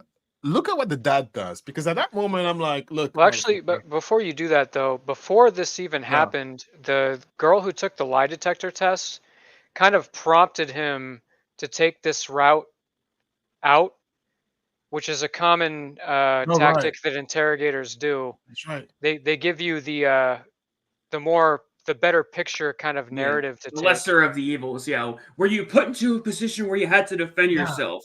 Did she force you? That's right. That's right, guys. The interrogator did. They call it getting your foot in the door of the confession. You're able to get them to confess to, like, a struggle broke. Like you hear all the time in confessions, like, did something happen? Things got out of control, and then you just were trying to cover it up. Yeah. Trying to get shit. Yeah. Yeah. She was like, I think she said something like, "Chicks do crazy things, Chris." Yeah. Or something like that. Yeah. That's so funny. She did say that. The old But- bitches be crazy line, shrugging shoulders. I mean, right, Chris? Give him a So little funny. elbow. Yeah. Right, Chris? Bitches be crazy. Also about the detective, it's not in the operating flow, but even the way she was speaking to him was so disarming. It was in a submissive tone, in a caring, motherly tone. It's not your fault. Oh yeah? Okay, cool. Oh really? Oh wow. But it's so disarming. It's not threatening, and he felt very comfortable. This detective deserved the raise. She deserved the raise. I hope she took that interview and went to her boss. Give me that raise. Honestly, I wish there was kind of more of the lie detector, because, like I said, that moment when she shuts the computer and she's like, "So, you killed your wife." It's so incredible. There are so many like Dude, peak honestly, Chris Watts moments. I think the male interrogator did a really better job of like breaking him down. Because like I've rewatched that interrogation a few times, and like it's crazy like how he like hones in on him, like he and like kind of makes him break down his defenses. It's tough to explain. This is top tier interrogation. Like for anybody that likes, what's that really popular interrogation channel we like? Nawson, Jimmy Can't Swim. He breaks Jim down Can't this one. Swim. Yeah, and in like the Mount Rushmore of interrogation videos, and there are a lot of them. There are some really good ones. The best ones are the ones where the cops are actually able to garner the confession, and they're able to do it like through various, like you're able to watch it happen in stages and actually see like the moment to moment process of what is going. And we get that with Chris here. And it, again, this combined with the body camera footage and the news reports, like this whole thing, because there's so many, like I said, iconic and great moments is what launched this case. Because the guy murdering his family really isn't like top tier news. It happens pretty frequently. But because we had these like these like gripping moments of like cinema, like the dad getting called in, this is cinema. Yeah. Oh, father. Press play.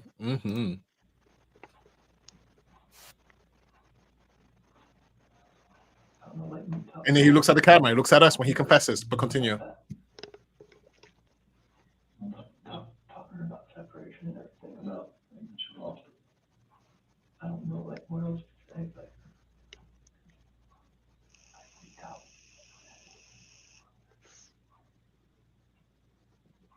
Those are my kids. That's on my kids. Disgusting.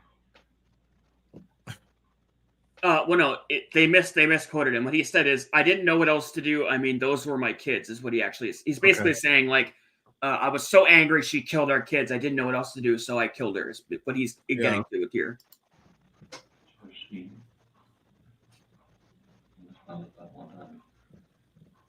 really know this is gonna work.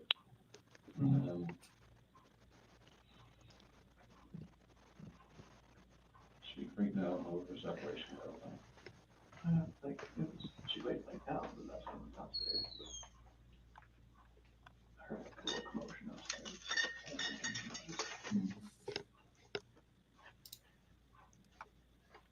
We went back upstairs, chairs. Yeah, Stevia.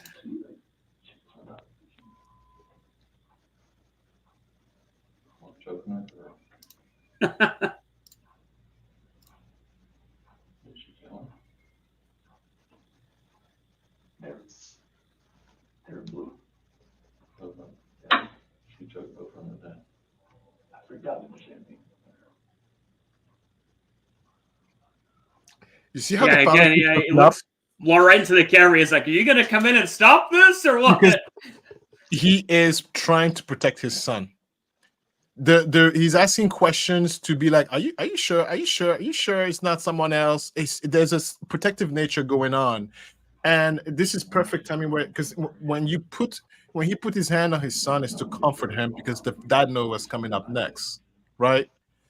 But it led me to ask this question, and let me ask you guys. Hang on one sec. Hang on. Oh, I thought you pressed pause. Sorry. I did, but I wanted to see one thing before we. Because I do want to see the part where he's like, well, maybe we should get you a lawyer, and the detectives run in.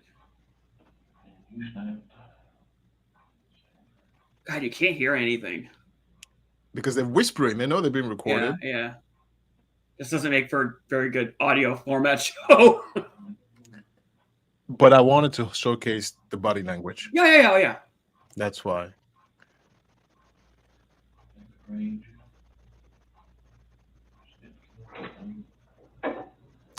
He did say.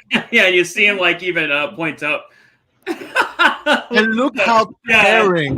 Look at that detective. Look Are how you caring. okay? Oh my God, it's like a mom comforting a baby. Like, you I did hope it. she got Let it out. raised beyond belief. Because this. I love that detective. I remember I was like, girl, you could be my detective any day. Must have What? been Someone hard. like that, you'll find the truth. Listen, my eyeballs were questioning the father when he was so overprotective after hearing, okay, fine, my grandkids are dead. Sure, she maybe like hurt them, and then you killed her. But at the end of the day, my grandkids are dead. Like there's no like there's nothing. He's just as stoic as his son, and you know. I hate to be a cynic here, but here's the question: do you think he learned it from his dad? Is Chris Watt's father a narcissistic monster as well? No. I'm just asking. Who knows how you could react in that moment? Like, you saw us, right, when we were posed that question. Yeah. All three of us took a set. Well, maybe not you, because you talked about this extensively, but No, Nelson and I, like, we took a second and we were like, you don't know how you're going to react until you're in that moment. Like, he didn't get a chance to think about it. He was just staring at his son in the face with the fact that and again, according to his son, killed his wife in retaliation to her murdering his kids. So do I think the father is a narcissist or an evil man? No. I think he was a man that was put into a really terrible position with really no good options. Like, whether he tells them to lawyer up, tells them to there's really no good answer there. Yeah, no good answer there. Damage control. Yeah. It's all about conversation, great conversation. Yeah, okay. All right. Love it. By the way, if my spouse killed my kids, everybody's dying. I'm just saying. I'm saying like if the scenario of like, oh, I kill her because she killed my kids, yeah, believable. I can believe that. Yeah, right. He should have used that in the interview at the beginning. Wait, what? High Realty is saying the sweater she wore during his graduation was famous, and women were posting pictures of themselves. That's awesome. I love that. It is pretty iconic sweater for sure. Why? Ooh, Casey Chambers, the mother is a narcissist. Casey, I should have researched longer. I couldn't find anything about the mom because I was actually look. If you take Casey Chambers' comment, the mother is a narcissist. Because usually when I see people who have narcissistic like behaviors, I try to look. Someone else in the family is also like that, and I try to see who is it. Casey, do you mind typing what was the thing that showed that the mom was the narcissist out of them? Just so. For my own Jamie's saying the same thing. Jamie Lee. Okay, can you please let us know why the mom was a nightmare? Because then it makes total sense where he learned that from. Well, look, we're getting into the 2-hour mark here, so we've got his confession to get to. Why don't we jump to that? Then we'll get your final thought. Yeah. Yeah. So the court has considered. Do you have a timestamp for this, or? No, you just play it. I do have a timestamp for this. Sorry. And I did not write this down. Oh my God, Alistair, really? All right, let's go to where he's talking. Fair and right there. Relating to Bella and Celeste as a different theory of first-degree murder. The court is going to sentence you to. Oh, the leg bouncing. Colorado Department of Corrections. Fake. And legally, those sentences must run concurrently as a different theory of first-degree murder. Recognizing the unlawful termination of pregnancy for. Does he speak? No, wait. Yeah, look how fast he's going. Additional mandatory parole period of 3 years as set forth by statute. With regard to count number 7, as it relates to tampering with a deceased body, as well as counts 8 and 9, each a class 3 felony. The court is going to impose a maximum sentence of 12 years each for those counts to run consecutively. Oh, so we don't get a confession. This is just sentencing? No, stop. This is just sentencing. It's actually okay. So he gets sentenced to life. We do that. Yes, but I wanted to show you his the way he was acting the moment, because at that moment everything was at the bag, the confession, everything was at the bag, and he knew his life was over. He was just like, yeah, whatever. But let's end this with the pen pal letters, because I started this show and I told you guys that Chris Watts is having the best time of his life. The best time of his life. If you go, we're not going to go to the video, Beefy, segment 8, the written letter, and I'm gonna read that to you out loud. It should lead you to a photo of the letter. As you pull that up, I tell you why he's having a good time of his life. He is protected by armed guards, aka the police officers. Not only is he protected, he is fed, clothed, he has toilet paper, he has comfort, socks, a bed to sleep on, he has internet, entertainment. Entertainment, you might ask, like what? Hold up. Is this from like a girl? Yes, he's getting. Okay, I'm gonna hold on. I'm gonna put on my theater voice, and I'm gonna read this in the cadence of a Chris Watsonite fan. Are you guys ready? Go ahead. Greetings from New York, Chris. I wanted. Oh, she's in New York. And greetings from New York, Chris. I'm walking over here. No, sorry. I wanted to send you a greeting card, but I have no idea what the mail rules are there, so I'm playing it safe with a boring little letter. Evil winky face. At least I hope it's not boring. You're probably being bombarded with mail, huh? I hope I haven't invaded your space by reaching out. That's not my intention at all. I found myself thinking a lot about you. I wasn't going to write because part of me figured maybe this letter wouldn't be welcomed by you. But I figured laughing... This is ridiculous! But I figured life is too short to hold back. So here I am. If you've gotten this far without throwing my little letter in the trash, well, thank you. I'm not... This is so stupid. Why is she a Southern Belle all of a sudden? Be quiet. Why did you confuse a New York chick from like an Alabama chick? Nawson, Beefy, continue. I might be supplementing some of my own fantasies into this. That's my bad. Continue. As for me, I'm an open book. You can ask me anything you like. I promise to answer honestly. For starters, I'm a 29-year-old Southern Belle. I've got red hair, I'm very voluptuous, and I happen to be very attracted to tiny squirrels. No, I'm sorry. I'll be 30 on November 27th. Gasp! Really not ready to exit my 20s yet. She really writes. That's not me supplementing. She really wrote that. I was born in Odessa, Ukraine, and she's like a mail away bride. Oh. I was born in Odessa, Ukraine, and Russia is my first language. I grew up in Boston, Massachusetts, but I've lived in New York and off for 10 years now. Have you ever been to New York? I have a love-hate relationship with it, but I don't think I'll ever live in Boston again. Is that the end of it? Listen. That was very well read. Beefy, you have a new talent. That's it. That's it. We're gonna Beefy reads your letter. This is amazing. And there's a little bit more. Let me just finish. That sounded a lot like the state of Wisconsin. Are you kidding me, dude? State of Wisconsin was Arnold Schwarzenegger. What are you talking about? Two completely different characters. I love. Oh my god. Honestly, let me just finish here. There's not a lot left. Down the road, if I hear back from you and we start to correspond, I'll send you actual pictures. Whoa. Believe me, I have a zillion. I'll tell you this, I'm not fake. I'll never lie to you. I don't want anything from you, and I don't want to discuss your case. I'm also not a crazy person who writes to inmates. Parentheses, first time for everything. I'm actually really nervous, smiley face. She said that.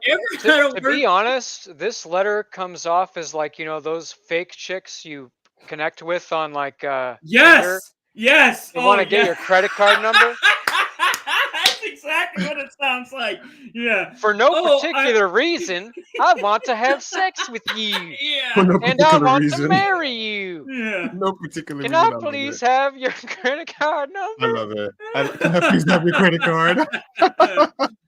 Listen, that's look, scammers from Nigeria. Oh, please, yeah, 100%. Listen to me. Listen to me. This guy is having the best time of his life. Girls are writing to him. This is just one of thousands of letters. Even today, he's still sitting there eating off Yeah, food, they love writing to him, and he is writing back, and they are completely in love. I don't understand. But you know, he doesn't have his wife, killed his kids, eating free food, having temperature controlled environments, and having a good old time entertaining himself on our dime. So Chris Watts is having Burn fun. in hell. Yeah, he's having a good time. How annoying is that? And you can He has go to some Gavin sort Fish's of, channel and you can get sorry. the phone number and leave him voicemail. So you can actually give people an idea as to we talked about this when Gavin Fish was on, but yeah, you can call a number and he sends them the voicemails. I left him one. I screamed in the phone. I was like, "You fucking piece of shit! Fuck you! You killed your fucking wife!" Yeah, it was bad. Did you really? Yeah, yeah. Oh, I love it. You should have done it with that voice, though.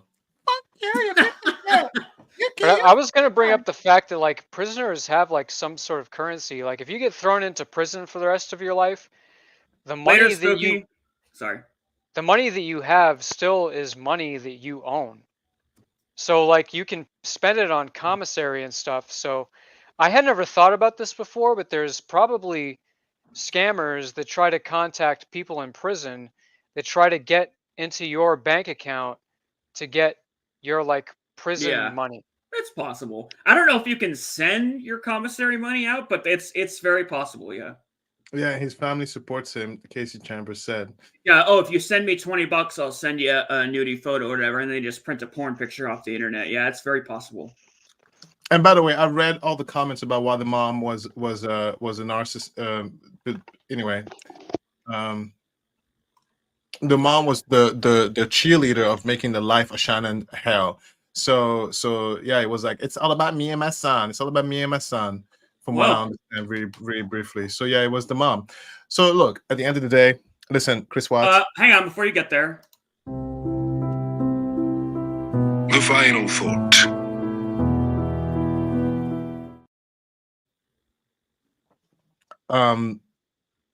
Listen, at the end of the day, this man, excuse me for saying, but this man wins. Why do I say he wins? He didn't want his wife, didn't want his kids to kill them, and he's still alive and having a good old time. So how do I bring that into a context of this final thought? Very easy, very simple. We don't have to agree on a lot of things. We don't have to, like the same things, and etc. etc. But at the very least, if you're not happy with whatever thing you're not happy with, just drop it and walk away. You don't have to drag the whole world with you with it. Yeah. Do you understand what I'm trying to say? And so, in the same context, yeah, he didn't want the wife, he didn't want the kids. You could divorce and you could relinquish your rights as a parent. Can you? I'm not sure. Non-child support. Fine, go pay child support. You know what? You could do all that without taking the people with you. And too many times do people F up without thinking of the consequences of the ripple effect around them, and they drag everybody else with them. So that's the thought. I think my sentiments as it relates to Chris Watts would be similar. You don't need to kill your wife just because you want to start a new life. You can do that. You know what I mean? Like, especially in today's day and age, you look online, there are like 80-year-olds that are getting into social media and like all kinds of crazy stuff. Like, you're really only as old as you feel, and yeah, you'd have to pay child support and the kids, but there was something stopping him from pursuing this life with this new girlfriend. You could be whatever you want to be. How long and what it costs you to get there, those are equatables you can work out along the way. But you didn't have to take someone else's life in the process of making the life that you want for yourself. And I would have to agree with you there, Beefy. Nawson, what's your 2 cents on this whole? Beefy. Did I say Beefy? Yes. Oh my God, where is my mind? What a great final thought. Nawson, that's what I meant to say. Nawson, what is your 2 cents on the whole Chris Watts story here as we wrap up? I got nothing. Sorry. Top tier talent. rebook on this shit. No, I'm sorry. I'm just kidding. I think he is. Look at that beard. Oh yeah, I know. Yeah, we love Nawson on this show. He's great. Unofficial third member of the pack panel here, of the host. Yes, Yeah. yes. Unofficial third host. Is what I meant to say. Yes. Anyway, this week has been very crazy. I hope. Is it the weekend? Oh, today's Friday. All right. So. I do want to throw a couple of shout outs here before we wrap up. I was going to give shout outs, but go ahead. First of all, I wanted to thank Bunny Bean for coming on last week. We had a clip of Stingray Jesus. If you haven't seen it, you can go back and watch out. Got over 35,000 views on TikTok, by the way. So thank you, Bunny Bean, for helping us get like our very most viral moment. That Stingray Jesus thing was fucking hilarious. People love it. So thanks to Bunny Bean. Thank you to all the new viewers that came out today. Jamie, Lena, I think I saw a few other ones, but Dr. Stanky. Anybody on Twitch who's watching this, thank you so much for coming out if you watched it for the first time today. And we hope you'll give us a chance to subscribe and possibly come back sometime in the future because we have a lot of fun doing this show live. And Nawson, just thank you so much for coming on. We love having you here. And again, you're welcome on anytime you ever want to come on. You just give us the word. Thanks for having me. Yeah. This was actually a topic I'm pretty interested in, even though my final thought was trash. But I have spent a lot of time watching this interrogation, and a lot of other stuff. No, we couldn't stop talking because we all had so much opinions about it. You know, and that's why the episode ran long because we just, it's a very well-known case, and I think everybody's studied it. I mean, even the comments. This is probably the most interaction we've ever seen in a live chat. It's because a lot of people. Yeah. Wait, Rip Akira Toriyama? He died? Yeah. Akira Toriyama died yesterday. The creator of Dragon Ball Z. Oh no. Okay. Well, also I wanted to say Happy Women's Day, Women's Month, Women's Year. I forgot to mention that at the beginning, but I was raised by a matriarch. I'll be very quick. Don't worry, we're wrapping up. But I was raised by a matriarch. Most of the people around me, it's a matriarchal situation. Nothing wrong against men because I am a man. But we still live in a society where that treats women as second-class citizens, believe it or not, regardless of where you are. So it's important, at least for me, to say thank you if you're a woman. For what? You don't have to ask for what. Thank you for putting up with all that mess of this world that men created. You're great. All right. Okay. Even Macduff was ripped from his mother's womb. You say? Yes. So thank you, guys. Like, subscribe if you're a new person, right? And if you're from the replay crew, thank you again. You are all very amazing. Have a great night. Have a great weekend. And hug the nearest woman you see because she's done a lot of work. You don't even know it. All right. Bye, guys. I hope you have a good week. Thanks again for watching. Replay crew, we love you. Nawson, thanks again for coming on. Do you want to just throw a quick goodbye out there, Nawson, as we wrap up? Goodbye. There you go. Bye, guys. See you next week. End transmission.